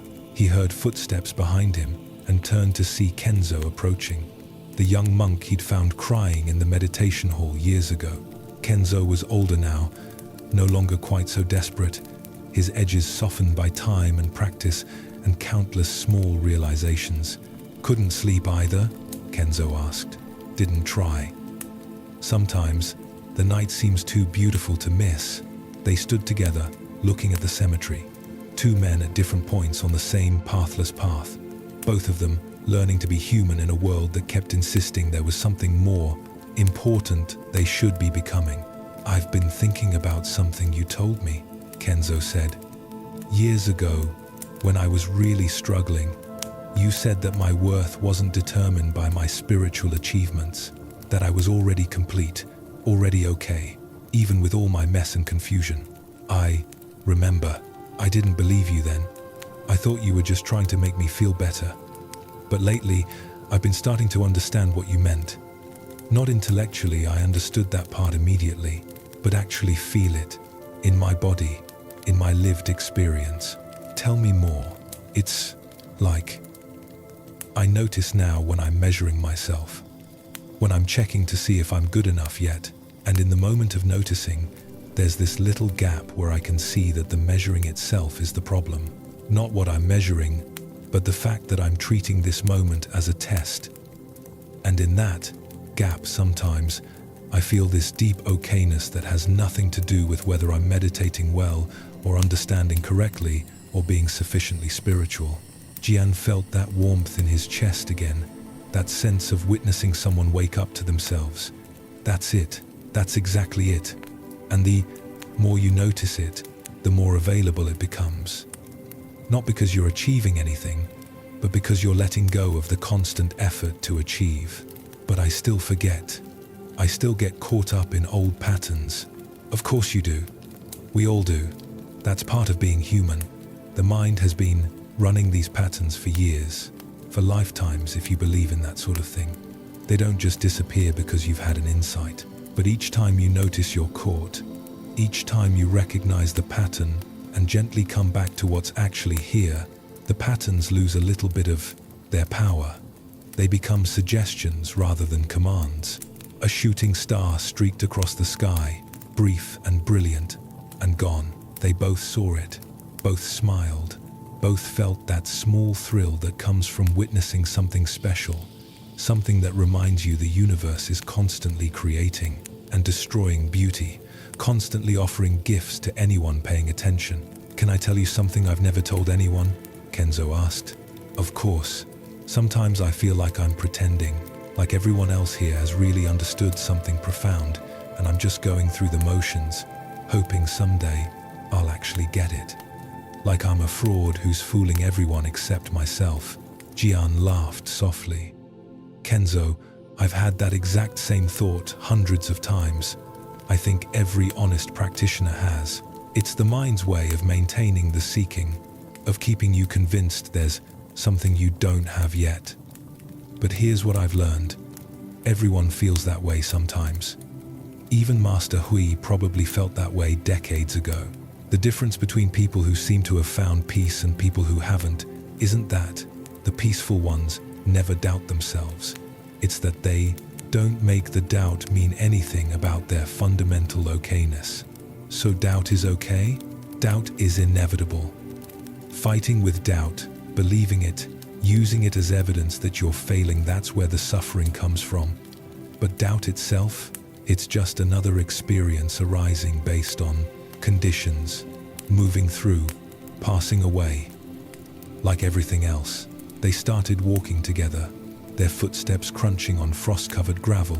The monastery was completely silent now, except for their movement and their breathing, and the occasional sound of wind moving through trees. Somewhere, in the distance, a dog barked once, twice, then stopped. The world doing what it does, indifferent to human hopes and fears and spiritual aspirations. Jian, do you think you'll stay here forever? Kenzo asked. I don't know. I used to think I needed to know the answer to questions like that. I used to think I needed a plan, a clear path forward, certainty about my future. But now I'm comfortable not knowing. Tomorrow I might feel called to leave and teach elsewhere, or I might feel called to stay here until I die, or I might feel called to do something completely different. I don't need to know now. I only need to be here now, and trust that when tomorrow comes, I'll know what tomorrow needs. That sounds scary. It can be. The mind likes certainty, likes control, likes knowing what's coming so it can prepare and protect and maintain its sense of self. Living with uncertainty requires a different kind of trust. Not trust that everything will work out the way you want it to, but trust that you can meet whatever comes with presence and openness and the willingness to be with your experience instead of constantly fighting it. They arrived at the main gate, the entrance to the monastery that Jian had first walked through 9 years ago, young and desperate and convinced he was broken. He remembered that person with compassion now, that frightened man searching for something he already had. So much had changed since then, and yet, in some essential way, nothing had changed at all. He was still just Jian, still learning, still growing, still discovering new layers of what it meant to be fully human. Thank you for this conversation, Kenzo said. For letting me see that you still question and doubt and struggle sometimes. It makes it easier to accept my own questioning and doubting and struggling. We're all just walking each other home, Jian said. That's all teaching really is. Not one enlightened person showing the path to unenlightened people, but human beings sharing their experience with other human beings, all of us stumbling toward truth, together. All of us discovering that the stumbling itself is the path. They parted ways, Kenzo heading to his room, Jian standing at the gate a while longer. He thought about all the people who'd walked through this gate over the centuries, all the seeking, all the struggling, all the gradual awakenings to what was always already here. The monastery itself was just wood and stone and tile, but it held something intangible, something precious. Not holiness exactly, but possibility. The possibility of waking up, the possibility of coming home to yourself, the possibility of discovering that you never needed to be anyone other than who you are. He finally went inside, back to his small room, back to his simple bed. As he lay down, he felt that deep gratitude again, that sense of being exactly where he needed to be, doing exactly what he was meant to do, not because some cosmic plan had ordained it, but because he was finally aligned with himself, finally living from his authentic nature instead of from some idea of who he should be. Sleep came easily, naturally, the way it does when you're not fighting with anything. And his dreams, when they came, were gentle and strange and full of light. The next morning brought news that Master Hui had died in his sleep. Peacefully, the attending monk reported. He'd simply gone to bed as usual and hadn't woken up. His body was found in a position of rest, his face serene, no signs of struggle or pain. He'd lived 83 years, 60 of them as a monk, 40 of them as a teacher. And now he was gone, returned to the mystery. His particular wave dissolved back into the ocean. The monastery moved through its grief, like water flowing around a stone. There were tears, of course. There was sadness, but there was also something else. Something that might have looked like acceptance from the outside, but felt more like recognition from within. Master Hui had lived fully, taught generously, and died naturally. What was there to resist? What could resistance possibly change? Jian sat with the body before it was, prepared for cremation. Master Hui looked smaller in death, more fragile. The life force that had animated him clearly departed, but his face still held that quality of gentle amusement, as if even in death he was smiling at some cosmic joke the rest of them hadn't quite gotten yet. "Thank you, Master," Jian whispered. "Thank you for seeing me when I couldn't see myself. Thank you for waiting while I found my way. Thank you for teaching me that there was nowhere to go and nothing to become. I'll carry what you shared forward, not as a burden but as a gift, not as something I need to preserve perfectly, but as something alive that will continue growing and changing through everyone it touches." He sat with the body for an hour, meditating not on death or impermanence or any particular teaching, but simply sitting with his old teacher one last time, honoring the relationship they'd shared, acknowledging the profound impact this man had had on his life. And when he finally stood to leave, he felt at peace. Not the peace of having resolved something or achieved closure, but the peace of allowing this moment to be exactly what it was: sad and beautiful and temporary and complete. The cremation ceremony was held 2 days later. All the monks attended, along with visitors from other monasteries and lay people from nearby villages who'd known Master Hui over the decades. The abbot gave a short talk about impermanence and the preciousness of this human life. Jian was asked to share some words, and he found himself speaking from a place deeper than his usual thinking mind. "Master Hui taught me many things," he began, his voice carrying across the assembled crowd. "But the most important thing he taught me, he taught without words. He taught it through his presence, through his way of being in the world. He taught me that peace isn't something we achieve through effort and striving. It's what we discover when we stop fighting with what is." He paused, gathering his thoughts, feeling the weight of everyone's attention. "He showed me that we're all already complete, not in the sense that we'll never grow or change, but in the sense that our worth isn't determined by our achievements or our spiritual attainments. We're complete simply by virtue of being alive, being aware, being part of this mysterious unfolding that we call existence. And, perhaps most importantly, he taught me that the teaching never belonged to him. It doesn't belong to me now either. It belongs to all of us. It's discovered fresh in each moment by anyone willing to look, anyone willing to question their assumptions, anyone willing to come home to themselves, exactly as they are. So as we say goodbye to his body today, as we watch this form return to the elements, let's remember that what he truly was, that spacious awareness, that compassionate presence, that quality of being fully alive to each moment that hasn't gone anywhere. It's still here. It's in all of us. It's in this moment, right now. If we're willing to recognize it. The fire was lit. The body burned. The smoke rose into a clear blue sky and disappeared. And life continued, as it always does, indifferent and intimate, devastating and beautiful, constantly dying and constantly being born. In the weeks that followed, the monastery adjusted to Master Hui's absence. His room was cleaned and prepared for a new occupant. His few possessions were distributed among those who wanted them as remembrances. His teaching schedule was divided among several senior monks, including Jian, who found himself taking on more formal responsibilities than he'd ever imagined. But the biggest change was internal, something Jian couldn't have predicted.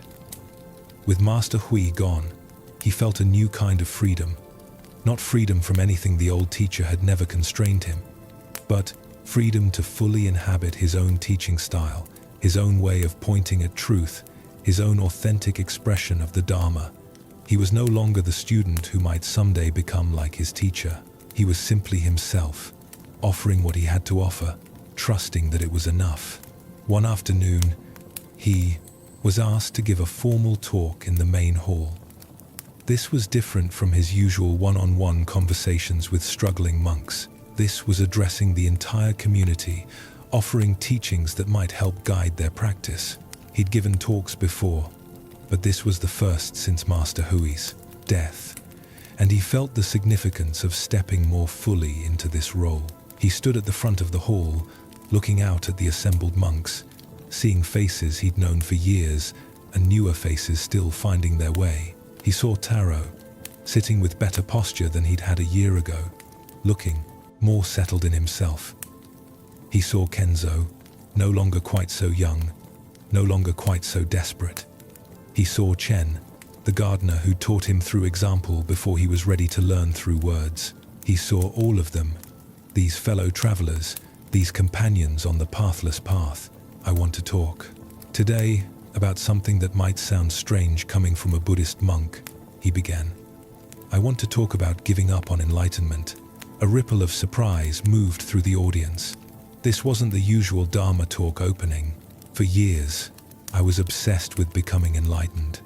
I thought enlightenment was a state I needed to achieve, a finish line I needed to cross, a permanent transformation that would finally make me acceptable. And this obsession created tremendous suffering, because every moment I spent seeking enlightenment was a moment I was affirming that I wasn't there yet, that this moment wasn't good enough, that I needed to be someone other than who I was. He paused, letting that sink in. But here's what I've discovered. Enlightenment isn't a state you achieve. It's not a destination you reach. It's a recognition of what's already here. It's seeing through the illusion that you're separate from life, that you're a small, separate self that needs to protect itself and improve itself and eventually perfect itself. When that illusion is seen through, what remains isn't some special transcendent state. What remains is simply this moment, this breath, this ordinary, extraordinary fact of existence. The Buddha wasn't special because he achieved something no one else could achieve. He was special because he woke up to something that's available to everyone. He saw clearly that suffering is created by our resistance to what is, by our constant craving for things to be different than they are. And he found freedom not by escaping life, but by fully accepting it, by meeting each moment with presence and openness instead of constant judgment and grasping. So when I say give up on enlightenment, I don't mean stop practicing. I don't mean become complacent or resigned. I mean stop treating this moment as insufficient. Stop postponing your full engagement with life until you've finally fixed yourself. Stop using spiritual practice as another way to reject what's actually here in favor of some imaginary better moment. He looked around the room, meeting eyes, connecting with actual human beings instead of delivering a performance. Your life is happening right now, not someday when you're finally enlightened. Right now, this breath, this moment, this particular arrangement of sensations and thoughts and feelings, and it's complete. Not perfect, complete. Nothing is missing. Nothing needs to be added. You are enough. Exactly as you are. With all your confusion and clarity, all your wisdom and foolishness, all your peace and struggle. Yes, grow. Yes, learn. Yes, practice and study and develop wisdom and compassion. But do it from a place of wholeness, not from a place of brokenness.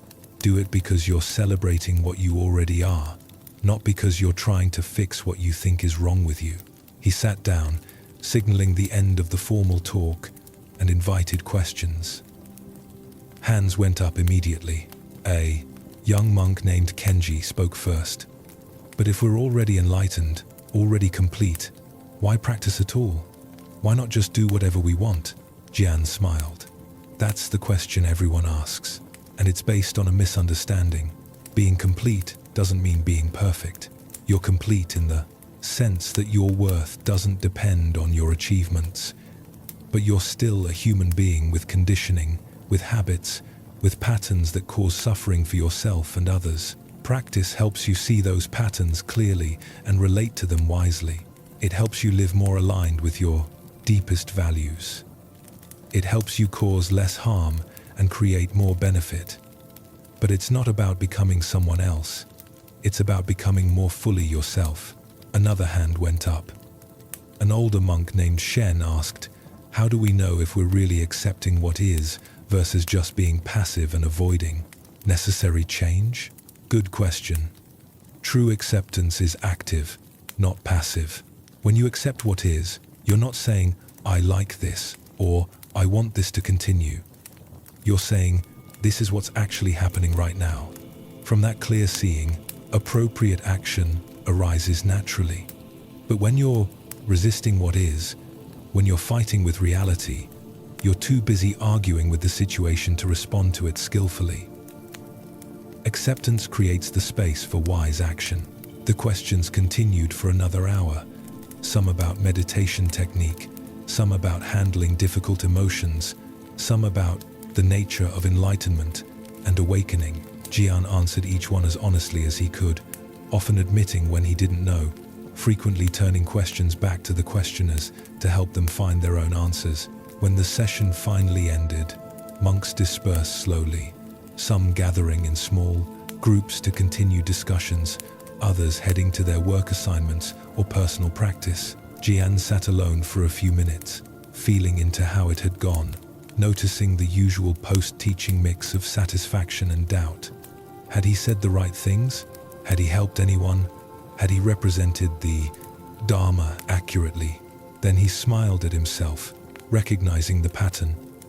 There it was again, the measuring, the checking, the treating this moment as a test.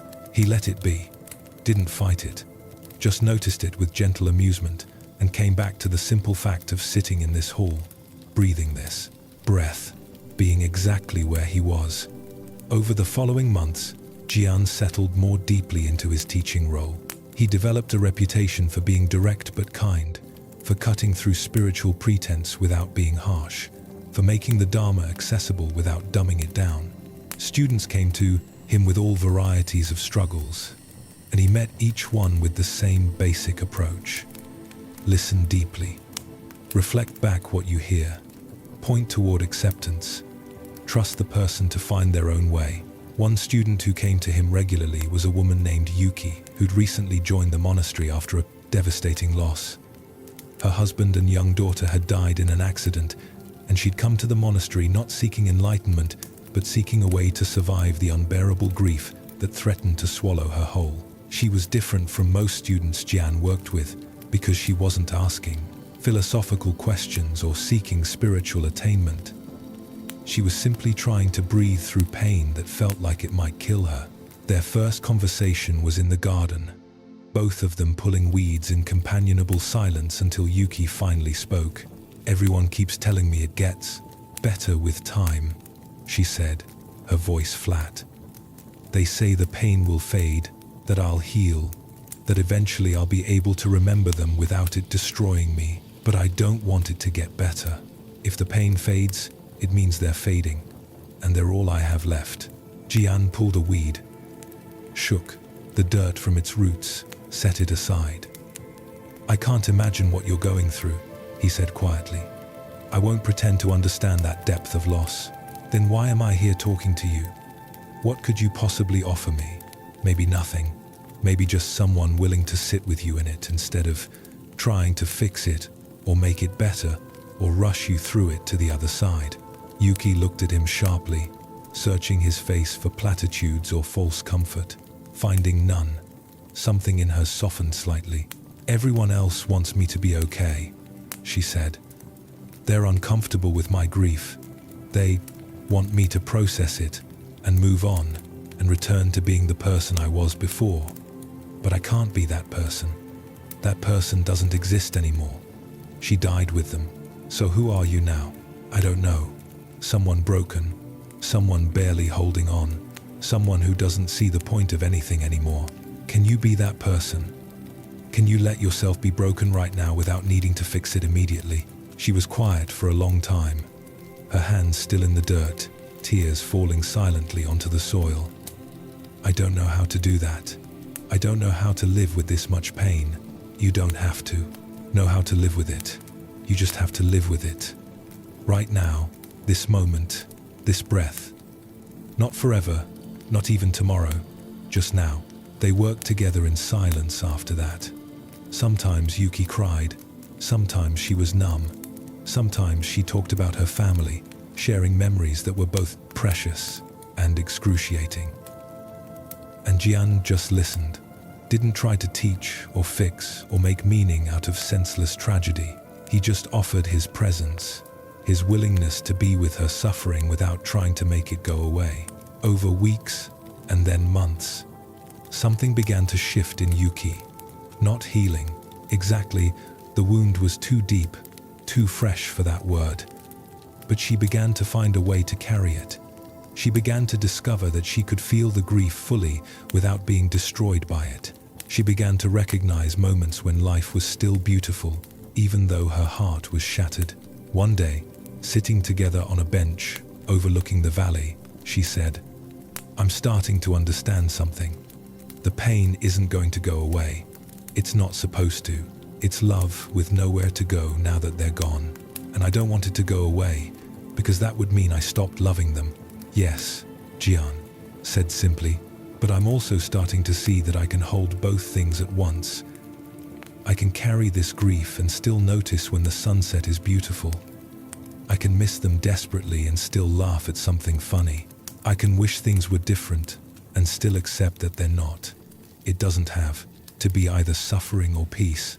It can be both, happening simultaneously. That's wisdom, Yuki. Real wisdom. Not the kind you learn from books, but the kind you earn through living. I hate that I had to earn it this way. I know. Life is cruel sometimes. Unbearably cruel. There's no making sense of it. No finding the lesson that makes it okay. Sometimes terrible things just happen, and all we can do is let ourselves be transformed by them instead of destroyed by them." She leaned against his shoulder, just needing human contact, human warmth, the reminder that she wasn't completely alone even though the people she loved most were gone. And Jian let her, offering what he could, which was simply his presence and his willingness to not look away from her pain. Watching Yuki's journey changed something in Jian's teaching. He'd always understood suffering intellectually, had experienced his own varieties of it, but sitting with someone living through the kind of loss that shatters your entire world, watching her find a way to keep breathing despite it, that taught him something about the depth of human resilience, about the possibility of carrying unbearable things, about the way transformation sometimes comes not through transcendence, but through descent into the very center of our most difficult experiences. He found himself speaking about grief and loss more in his talks, speaking about the reality that spiritual practice doesn't exempt us from life's hardships. Buddhism wasn't about escaping suffering. It was about changing our relationship to suffering, about meeting it with presence and openness instead of resistance and denial. It was about discovering that we're large enough to hold all of it, the pain and the beauty, the grief and the gratitude, the brokenness and the wholeness. The seasons continued their endless rotation. Summer gave way to autumn, autumn to winter, winter to spring. The monastery garden was planted and harvested, the eternal cycle continuing, regardless of human dramas and spiritual insights. Monks came and went. Some stayed for decades, some for only months, each one leaving their mark, each one taking something with them. The monastery serving as a kind of way station for souls seeking rest or clarity or transformation. Jian had been at the monastery for 12 years now, longer than he'd lived anywhere else in his adult life. It had become home in a way nowhere else ever had. Not because it was comfortable or perfect, but because it was where he'd learned to be himself, where he'd stopped running from his own experience, where he'd discovered that the peace he'd been seeking was always already present, waiting to be recognized beneath all his seeking. One spring morning, he was leading a meditation session in the main hall. About 30 monks sat with him, some experienced practitioners, some brand new, all of them settling into the silence in their own ways. Jian didn't give a lot of instruction these days, just basic guidance.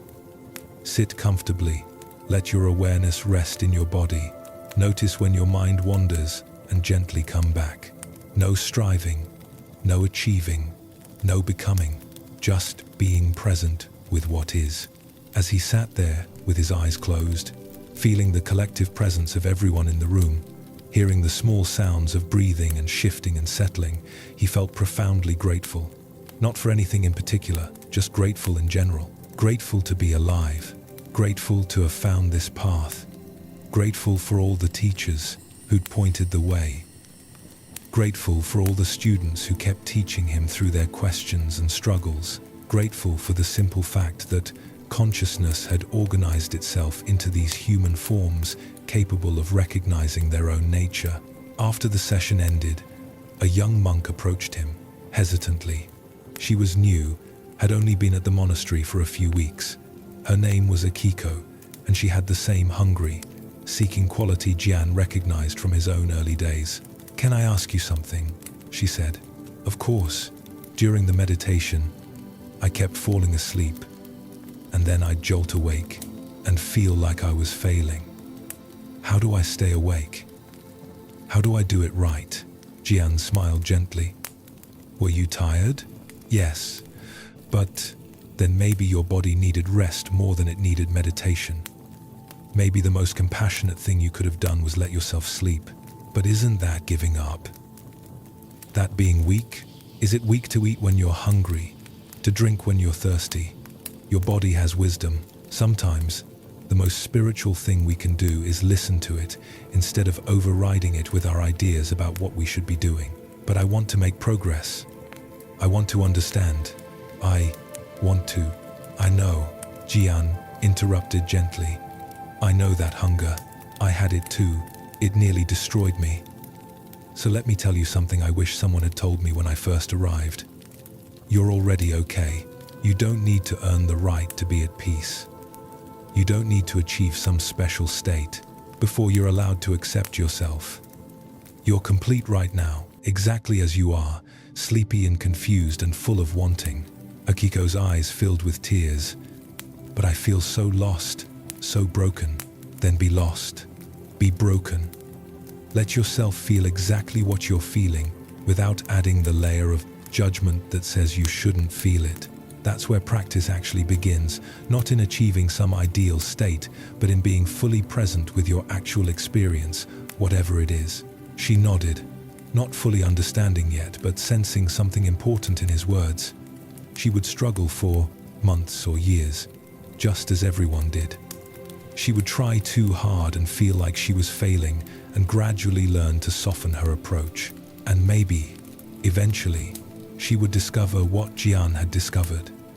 That the peace she was seeking was always already here, waiting to be recognized beneath all her seeking. As Akiko walked away, Jian felt that familiar mixture of hope and helplessness that came with teaching. He could point, but he couldn't make anyone see. He could share his experience, but he couldn't give someone else his understanding. Each person had to walk their own path, make their own mistakes, discover their own truth. All he could do was offer what he'd learned and trust that it would land where it needed to land. Later that day, he was working in the monastery's small library, organizing texts that had become disordered over the winter months. The library was one of his favorite places, quiet, dim, smelling of old paper and incense. Walls lined with sutras and commentaries collected over centuries. Some of the texts were so old their pages crumbled at the edges. The ink faded to ghostly impressions. Others were newer, crisp and clear, the same teachings, expressed in contemporary language. He pulled out a volume he'd read many times, a collection of sayings from ancient Zen masters. Opening it randomly, his eyes fell on a passage from Master Yunmen. "Every day is a good day." Such a simple statement, but what depth it contained. Not every day is pleasant.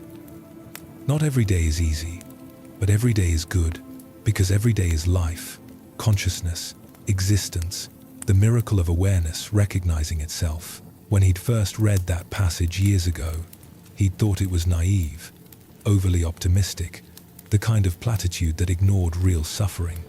But now he understood it differently.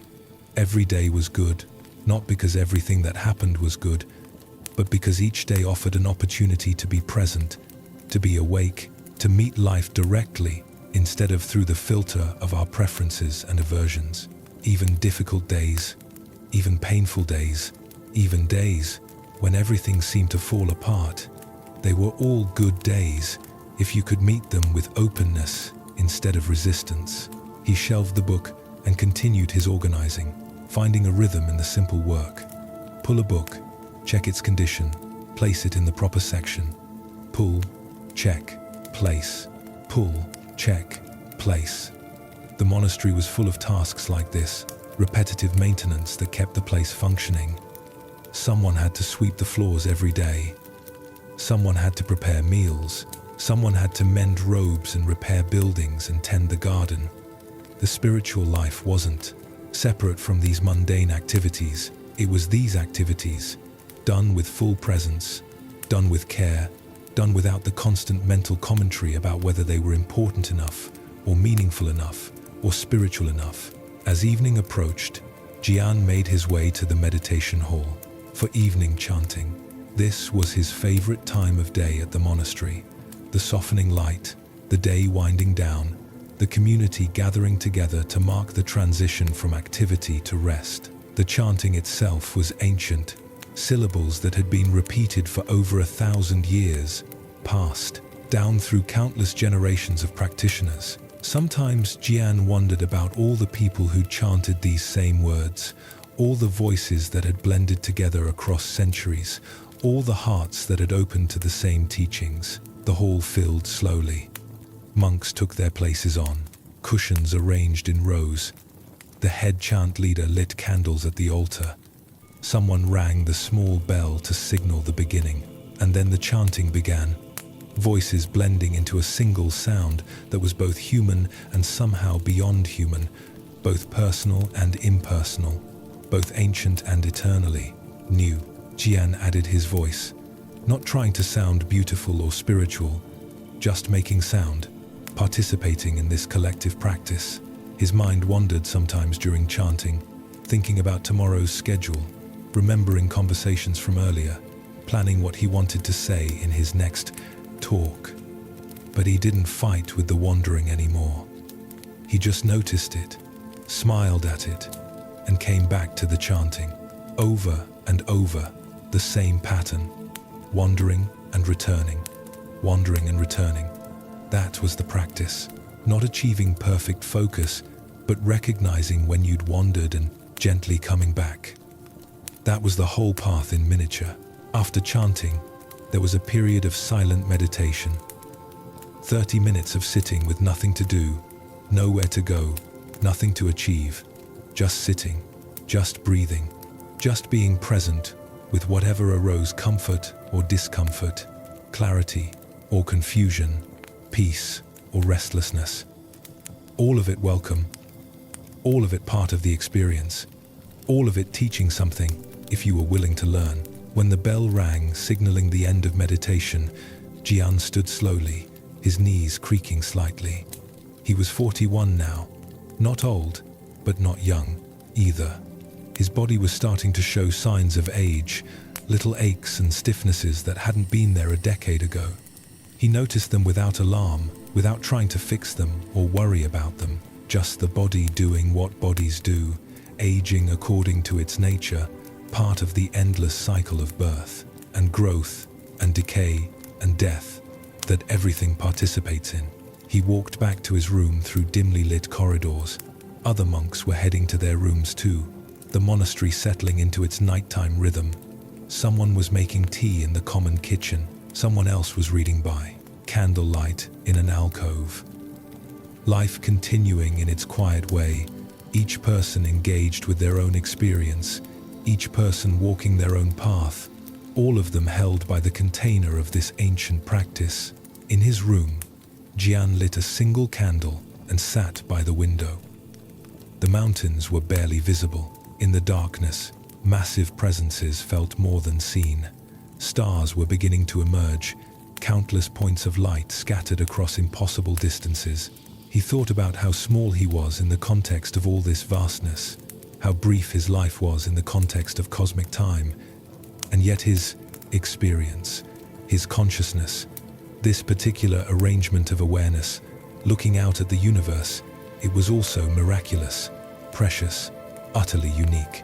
He thought about the journey that had brought him here, the suffering that had driven him to seek, the years of struggle and striving, Master Hui's patient guidance, the moment in the garden when something fundamental had shifted. All the small realizations that had accumulated over time, like snow building up layer by layer until it transformed the landscape. The students he'd worked with, each one teaching him something through their bore, questions and struggles. The ongoing practice of meeting each moment with presence instead of resistance. What had he learned through all of it? What could he say he truly understood now that he hadn't understood before? Not much, in a way. The teachings were the same. Be present, accept what is, let go of resistance. Don't cling to pleasure or push away pain. See through the illusion of the separate self. Recognize your true nature. The words hadn't changed. Every tradition expressed essentially the same insights in different languages. But his relationship to those teachings had changed completely. They weren't concepts he was trying to understand anymore. They weren't ideals he was trying to live up to. They were simply descriptions of what was already happening when he got out of his own way. When he stopped trying to be someone other than who he was, presence was naturally there. When he stopped fighting with his experience, acceptance was what remained.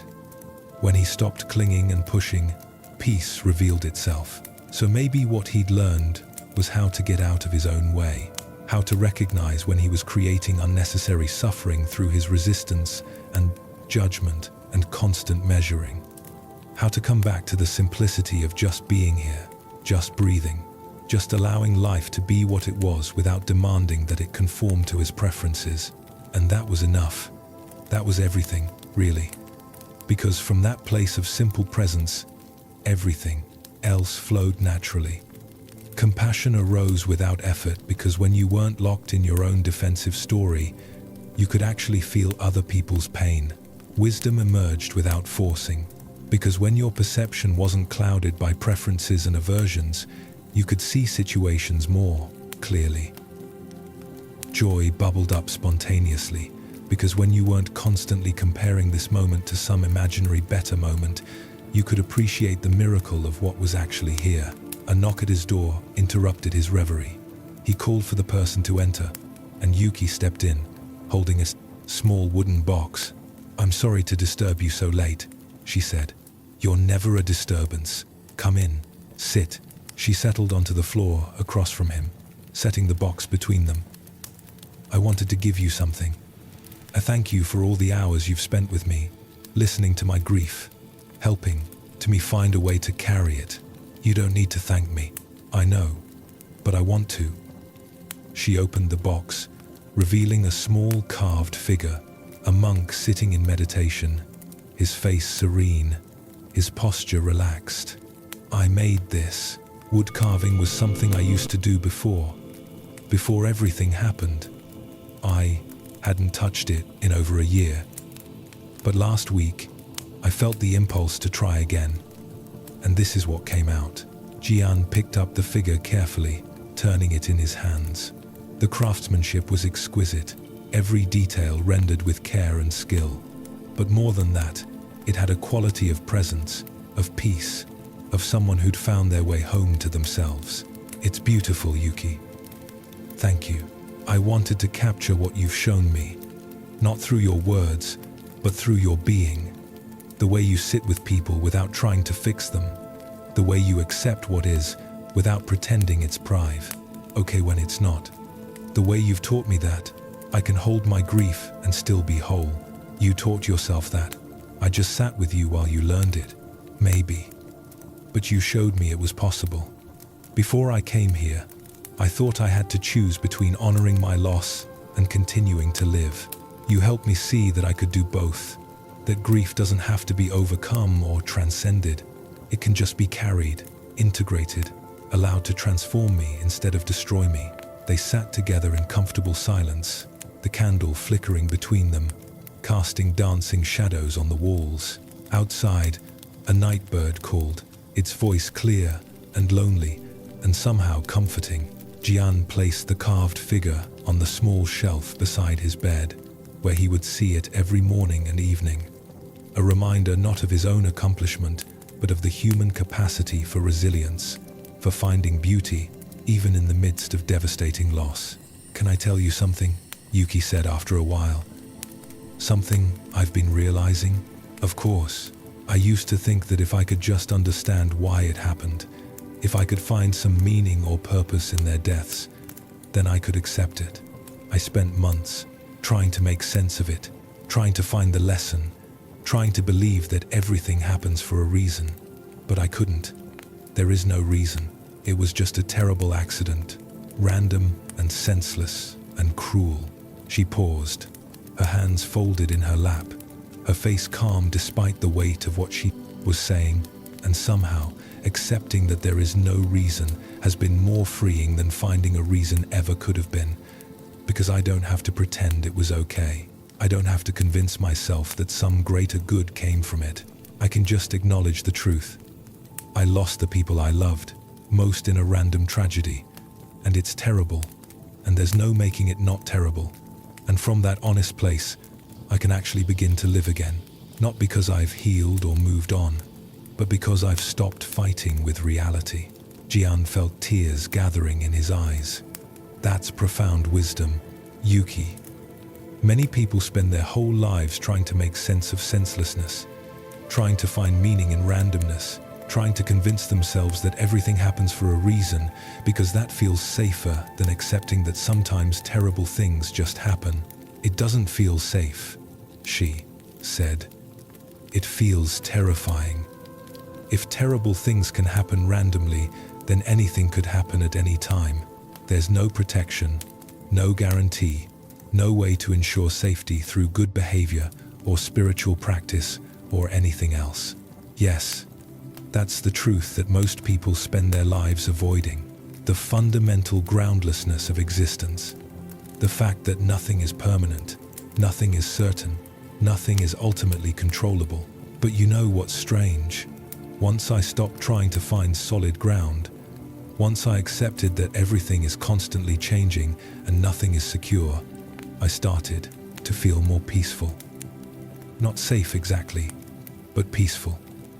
Like I could finally stop bracing against the inevitable and just be here, in this moment, alive and aware and grateful for that, even though I'm also heartbroken. You've discovered something that takes most people decades to understand. That peace doesn't come from making life secure. It comes from accepting life's inherent insecurity. Yuki stood up, preparing to leave. "Thank you for receiving my gift, and thank you for everything else. For seeing me, for accepting my grief, for not trying to rush me through it or fix me or take me into a better Buddhist or anything else. Just for letting me be exactly where I am. That's all any of us can do for each other. Just witness each other's experience without judgment, without trying to change it, without making it mean anything about our worth or progress or spiritual status. Just being human together." She bowed deeply, a gesture of genuine respect and gratitude, and left. Jian sat alone again, looking at the carved figure, feeling the weight of all the suffering in the world and all the grace that somehow existed alongside it. Life was impossibly difficult and impossibly beautiful at the same time. Both things were true. Both things were always true. He blew out the candle and lay down, pulling his simple blanket over himself. Sleep came slowly, his mind drifting through memories and reflections, through questions without answers and insights that dissolved as soon as he tried to grasp them. Somewhere in that half-awake state between waking and sleeping, he had a thought that felt important. The point wasn't to arrive at some final understanding. The point was to keep showing up, keep being present, keep meeting life with as much openness and courage as he could muster in each moment. That was the practice. Not achieving anything, just showing up, over and over and over again. The months continued to pass. Summer arrived with its heat and abundance, the garden bursting with life. Monks working in the early morning and late evening to avoid the worst of the sun. Jen continued teaching, continued learning, continued discovering new layers of what it meant to be fully human. He made mistakes sometimes, said the wrong thing, got caught in old patterns of judgment and measuring, but he'd learned to meet those mistakes with gentleness rather than harsh self-criticism. They were just part of the process, part of being a flawed human being doing his best. One afternoon, he was approached by the abbot, an elderly monk named Shen, who'd been leading the monastery for over 20 years. They walked together to a quiet spot, overlooking the valley, the same spot where Jian had sat with Master Hui years ago. "I want to talk to you about something," Shen said, settling onto the stone bench with a sigh. "I'm getting old, Jian. My body is failing. My mind is still sharp, but I can feel that changing too, slowly but inevitably. Within the next year or two, I'll need to step down from my role as abbot." Jian felt his stomach tighten with an intuition of where this was going. "The Council of Senior Monks has been discussing succession," Shen continued, "and we've agreed that you should be the next abbot." "Me? But there are monks here who've been practicing far longer, who have much more experience." "Experience isn't the same as wisdom.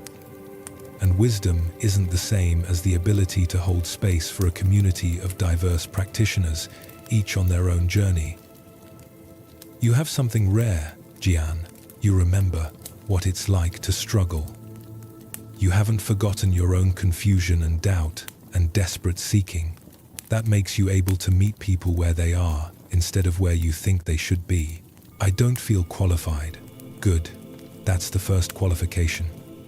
Anyone who feels completely qualified for such a role has probably misunderstood what it entails." Shen smiled, his weathered face creasing into familiar patterns. "This isn't about being perfect or having all the answers. It's about creating a container where people can discover their own answers. It's about maintaining the traditions while allowing them to evolve and stay relevant. It's about serving the community rather than using the community to serve your ego." Jian sat with the weight of it. Abbot, the person ultimately responsible for the monastery's direction, for maintaining its spiritual integrity while managing its practical operations, for embodying the teachings while remaining accessible and human. It felt like too much, like more than he could possibly handle, and yet, wasn't that always how significant steps felt? Like more than you could handle? Like something you weren't ready for? Maybe readiness wasn't something you waited for. Maybe it was something that developed by accepting challenges you didn't feel ready for. "I need time to think about it," he said. "Of course, take whatever time you need. But Jian, can I tell you something Master Hui once said to me when I was offered this position? Please," he said. "The role will teach you what you need to know. You don't need to be ready for it. You just need to be willing to grow into it." And he was right. I wasn't ready 20 years ago, but I accepted anyway, and the role shaped me, challenged me, forced me to develop capacities I didn't know I had. It can do the same for you. They sat together watching the valley fill with afternoon shadows, watching clouds drift across distant peaks, watching the endless play of light and darkness, form and emptiness, change and continuity that characterized all of existence. Somewhere down in the valley, a farmer was tending his fields. Somewhere in the monastery below them, monks were preparing dinner. Somewhere in the world, people were being born and people were dying. People were suffering and people were finding joy. The whole magnificent, terrible, beautiful mystery of life continuing its ancient dance. "I'll do it," Jian said finally. "Not because I think I'm ready or qualified, but because I trust the process. I trust that whatever I need to learn, I'll learn by doing it. And I trust that the community will support me and call me out when I make mistakes and help me grow into this role." Shen placed a hand on his shoulder, a gesture of blessing and solidarity and welcome to a new phase of the journey. "Good. That's the right spirit. Now let's go have some tea and talk about the practical details of what this transition will look like." They walked back to the monastery together, teacher and student, leader and soon-to-be leader. both of them imperfect and trying and showing up for the life they'd been given. And Jian felt that mixture of fear and excitement that comes with stepping into the unknown, that aliveness that arises when you stop playing it safe and allow yourself to be challenged and changed by what life is asking of you. The transition happened gradually over the following months. Shen slowly transferred responsibilities while remaining available for guidance and support. Jian attended meetings he'd never been part of before, learned about the monastery's finances and relationships with the surrounding community, began to see the institution from an entirely new perspective. It was humbling and overwhelming, and exactly what he needed. He made mistakes, of course, lots of them. He was too rigid at first, trying to maintain traditions exactly as they'd always been done. Then he swung too far in the other direction, proposing changes that alarmed the more conservative monks. He had to learn to listen more deeply, to move more slowly, to balance respect for the past with responsiveness to present needs. He had to develop a thicker skin for criticism while remaining open to legitimate feedback. He had to learn when to be firm and when to be flexible, when to lead and when to follow, when to speak and when to remain silent. Through it all, he kept returning to the basic practice that had transformed his life years ago in the garden with Master Hui. Being present with what is. When he felt overwhelmed by his new responsibilities, he would pause, breathe, come back to the simple fact of this moment. When he made a mistake and his old patterns of self-judgment arose, he would notice them with gentleness and return to acceptance. When conflicts emerged in the community and he didn't know how to resolve them, he would sit with the not knowing instead of rushing to a solution, and slowly, he grew into the role. Not because he became someone different, but because he became more fully himself. He discovered capacities he didn't know he had. He found that he could hold space for disagreement without needing everyone to agree. He learned that he could make difficult decisions and live with their consequences. He developed a kind of confidence that wasn't based on having all the answers, but on trusting his ability to meet whatever arose. The formal ceremony marking his assumption of the abbotship was held on a clear autumn morning, exactly 13 years after he'd first arrived at the monastery. Monks from other temples came to witness it. Lay people from nearby villages attended. The ceremony itself was simple but profound. Ancient words spoken in modern context, vows taken not to be perfect but to serve faithfully. When Jian put on the ceremonial robes of the abbot for the first time, he felt the weight of all the people who'd worn them before him. All the abbots stretching back 400 years, each one imperfect, each one struggling with their own doubts and limitations, each one doing their best to maintain this precious tradition and pass it forward to the next generation. He was joining that lineage now, becoming part of a chain that extended far into the past and, he hoped, would continue far into the future. After the ceremony, there was a feast. Food and laughter and conversation. The community celebrating this transition, honoring what was ending and welcoming what was beginning. Jian moved through the gathering, accepting congratulations, feeling both connected to everyone and somehow alone in his new role. Leadership was lonely sometimes. There were decisions only he could make, burdens only he could carry, a level of responsibility that couldn't be fully shared. But that was okay. Experience arising based on conditions, moving through, passing away. He didn't need to fight it or transcend it or make it mean anything about whether he should have accepted this role. He could just feel it, acknowledge it, let it be what it was, while continuing to show up fully for what life was asking of him.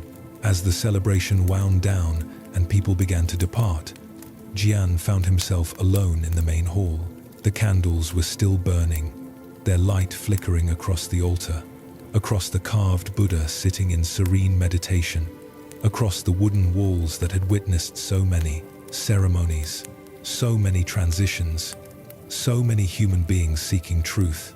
He sat down on a cushion, not to meditate formally, but just to be still for a moment, to mark this threshold, to honor the significance of this day. And sitting there in the quiet hall, He felt Master Hui's presence so strongly it was almost physical. Not a ghost or a spirit or anything supernatural, just the living echo of a teacher's influence. The way someone who touched your life deeply never really leaves you, even after they're gone. "I hope I can do this justice, Master," he whispered into the silence. "I hope I can serve the way you served, teach the way you taught, hold space for people's awakening the way you held space for mine." And he could almost hear Master Hui's response, could almost see that amused smile, could almost feel the gentle teasing that had been the old master's teaching style. "Don't try to serve like me, serve like you. Don't teach like me, teach like you. Just be Jian, fully and completely, and that will be enough." Yes, that was the teaching, wasn't it? Not to become someone else, even a revered teacher, but to become more fully yourself, to discover your own authentic expression of these timeless truths, to trust that who you are is exactly who you need to be. He stood up, bowed to the altar, and walked out into the evening. The monastery grounds were quiet now, most people having retired for the night.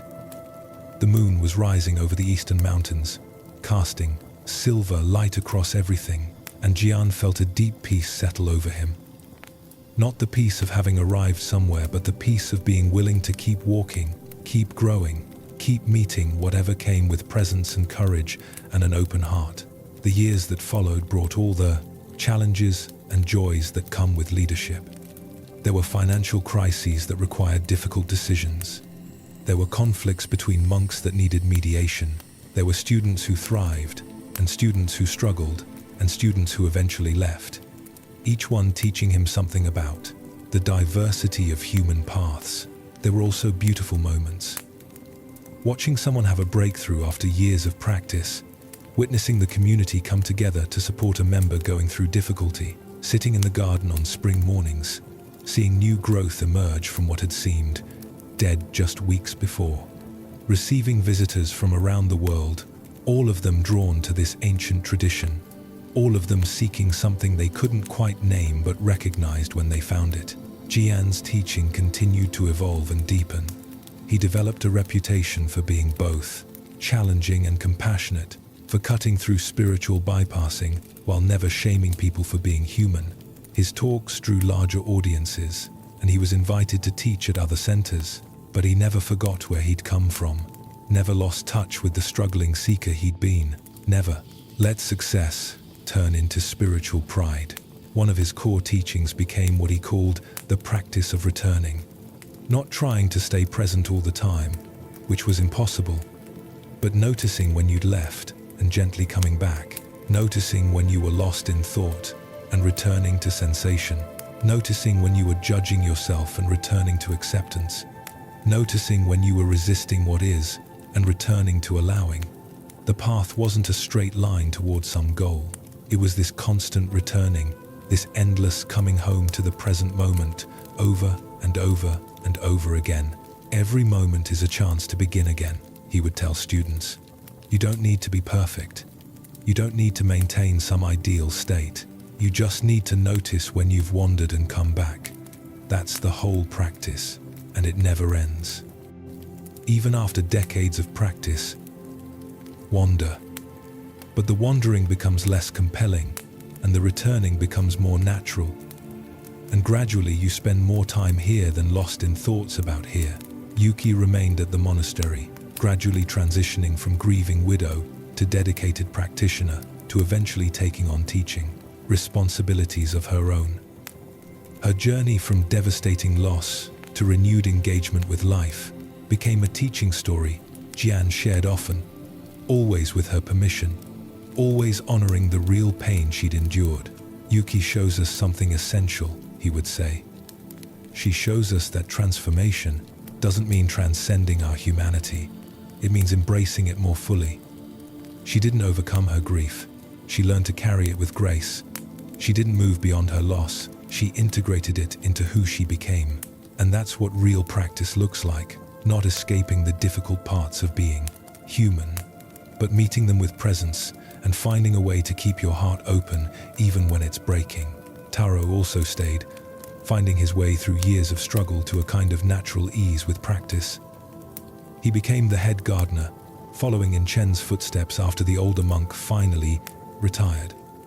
And watching Taro work with new students, gently pointing them toward acceptance instead of striving, Jian saw the teachings being passed forward once again, the lineage continuing, the ancient wisdom finding new expression through each generation. As Jian entered his 50s, his body began to show more obvious signs of aging. His knees ached after long meditation sessions, his back needed more care and attention.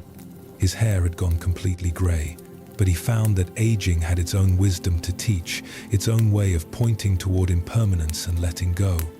When his body couldn't do what it used to do, he learned to adjust rather than fight.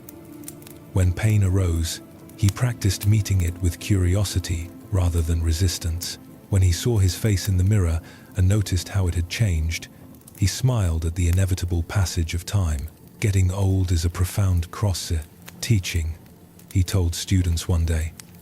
Everything we cling to eventually gets taken away. Youth, health, strength, beauty, it all goes, and we can fight that reality and suffer tremendously. Or we can bow to it and discover a different kind of beauty in acceptance, in surrender, in the willingness to let each phase of life be what it is. One winter evening, 20 years after he'd first arrived at the monastery, Jian sat in the same room where he'd once met with Master Hui, where he now met with students seeking guidance. An elderly woman had come to see him, someone who'd practiced at the monastery decades ago and had recently returned after a long absence. Her name was Lin, and she was dying. Cancer, she explained matter-of-factly, spread too far for treatment to make much difference. She had months, maybe a year, if she was lucky, though she wasn't sure lucky was the right word for prolonging the inevitable. I came back here because I wanted to die consciously, she said. I wanted to face it with presence instead of fear, but I'm struggling. Every time I think about it, about not existing anymore, I panic. My mind races, my heart pounds, I can't seem to accept it. Jian sat with her panic, didn't try to fix it or talk her out of it, just sat with it. What are you most afraid of? He asked finally. Disappearing. Everything I am, everything I've experienced, all the memories and relationships and understanding I've accumulated over 7 decades, all of it just gone. Like I never existed at all. Can I tell you what I notice? Jian said gently. You're afraid of something that hasn't happened yet. Right now, in this moment, you're not disappearing. You're here. You're breathing. You're aware. The fear is about an imagined future, not about what's actually happening now.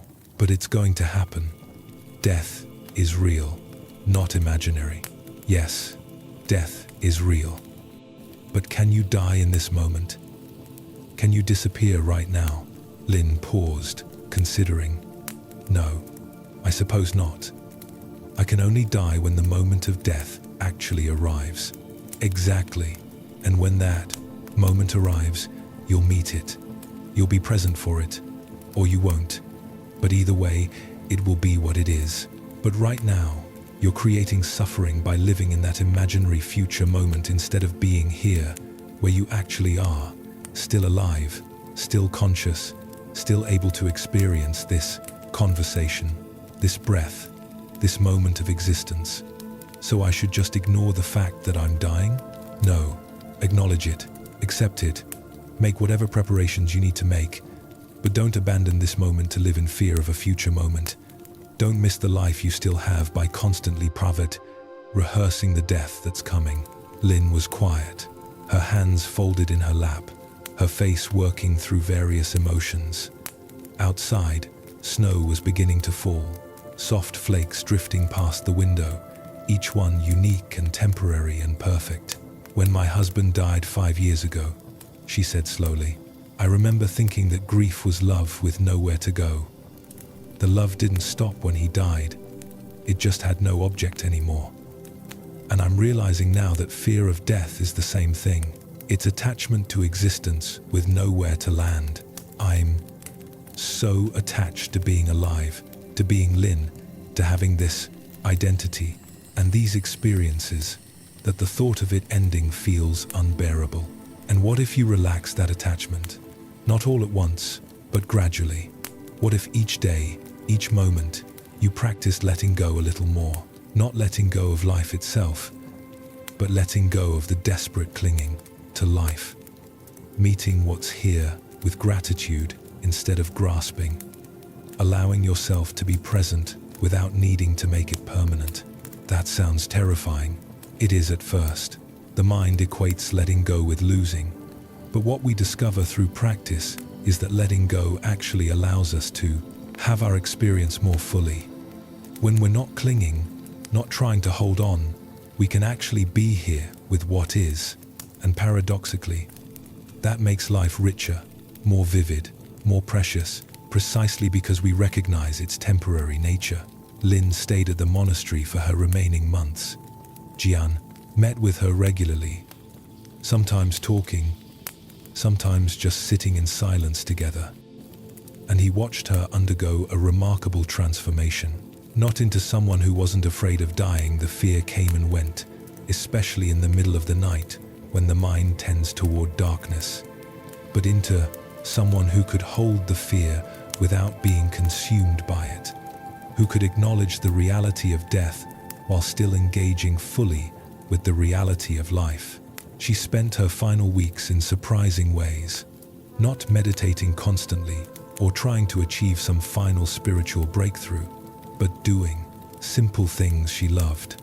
Sitting in the garden watching birds, having tea with other residents and sharing stories from her long life, writing letters to people she'd loved, creating small paintings of the monastery grounds, living each day as fully as she could while her body slowly failed. One morning, Jian came to check on her and found her barely conscious, her breathing shallow and labored. He sat beside her bed, holding her hand, and began to speak softly. "Lin, if you can hear me, I want you to know you've done beautifully. You faced this with such courage and grace, and now it's time to let go. Time to release your hold on this life and see what comes next. Everything you've ever been is complete. Nothing is unfinished. You can rest now." Her eyes opened slightly, met his, and something passed between them: recognition, gratitude, farewell. Then her breathing changed, became more peaceful, and within a few minutes, she was gone. Just like that, one moment alive, the next moment not. The mystery that everyone faces, the transition that no amount of spiritual practice can avoid, only meet with varying degrees of presence. Jian sat with her body for an hour, honoring her passing, feeling the profound stillness that death brings. All her worries, all her fears, all her hopes and memories, and accumulated identity, where had they gone? The body was still here, but Lin wasn't. Whatever she essentially was had returned to whatever it came from, and only this temporary form remained, already beginning the process of dissolution. It wasn't sad exactly, though there was sadness in it. It was more like witnessing something sacred, something that happened billions of times every day across the planet, yet remained somehow miraculous each time. A consciousness had briefly organized itself into the form called Lin, had experienced decades of life in all its joy and suffering, and had now dissolved back into the great mystery. And the world continued, indifferent and intimate, destroying and creating, ending and beginning, the eternal dance that never stops. After Lin's cremation, Jian found himself reflecting deeply on death and impermanence, not as abstract concepts, but as lived realities he'd now witnessed up close.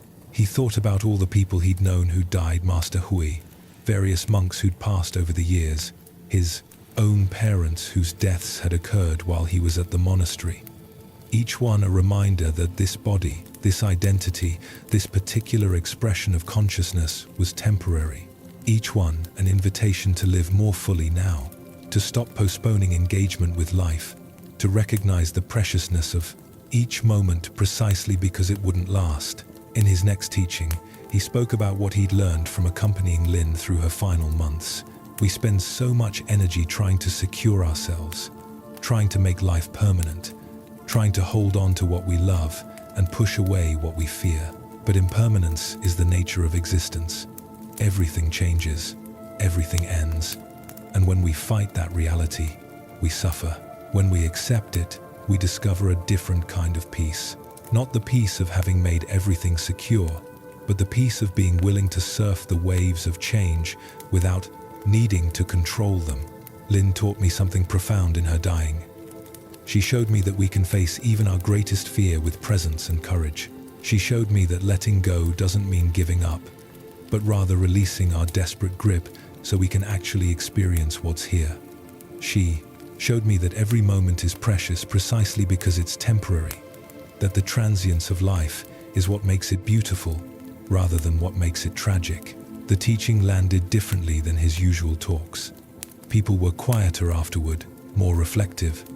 Death wasn't a popular topic, especially in a culture that tried to hide it away, to pretend it wasn't real, to chase youth and health and the fantasy of permanence.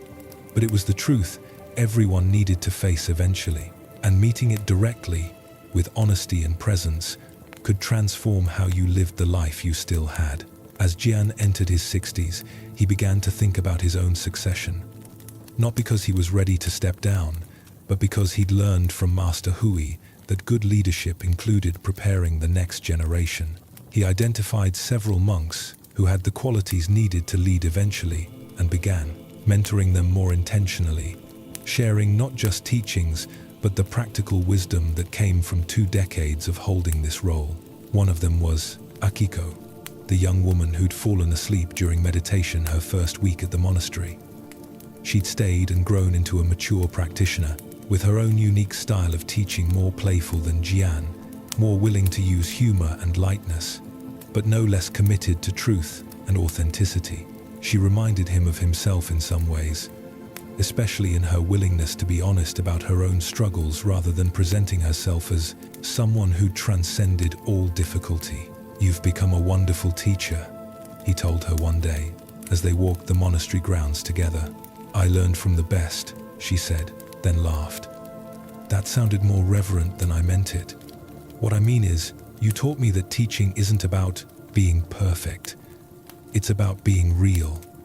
And that gave me permission to bring my whole self to it. The messy parts, the confused parts, the parts that are still figuring it all out." That's exactly right. The moment we pretend to have it all figured out, we lose our effectiveness as teachers.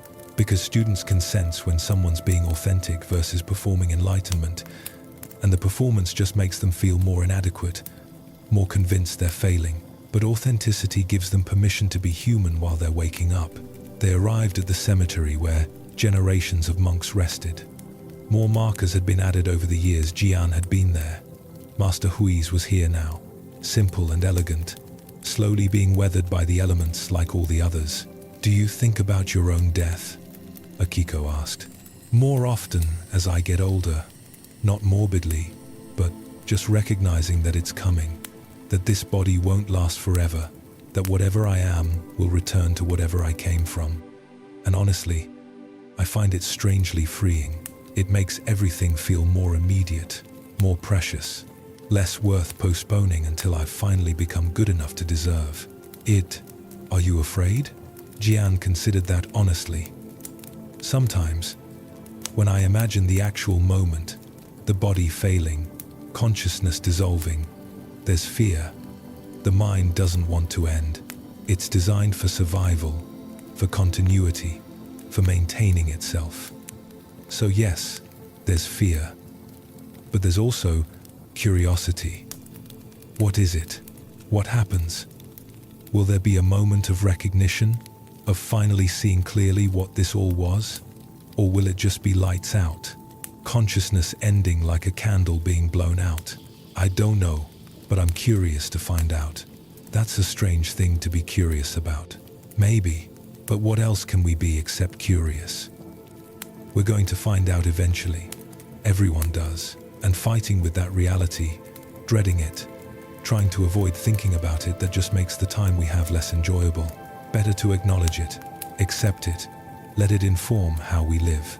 As the sun began to set, painting the sky in shades of orange and purple, Jian felt a deep contentment settle over him, not because his life was perfect or because he'd achieved some special spiritual status, but because he'd learned to be present with what was, the aging body with its aches and limitations, the position of leadership with its burdens and responsibilities, the gratitude for having found this path, this community, this way of being in the world that honored both the difficulty and the beauty of existence. He thought about the young man who'd arrived here 23 years ago, desperate and seeking and convinced he was broken. He thought about all the years of struggle and striving, all the gradual insights, all the moments of recognition when truth revealed itself simply and clearly.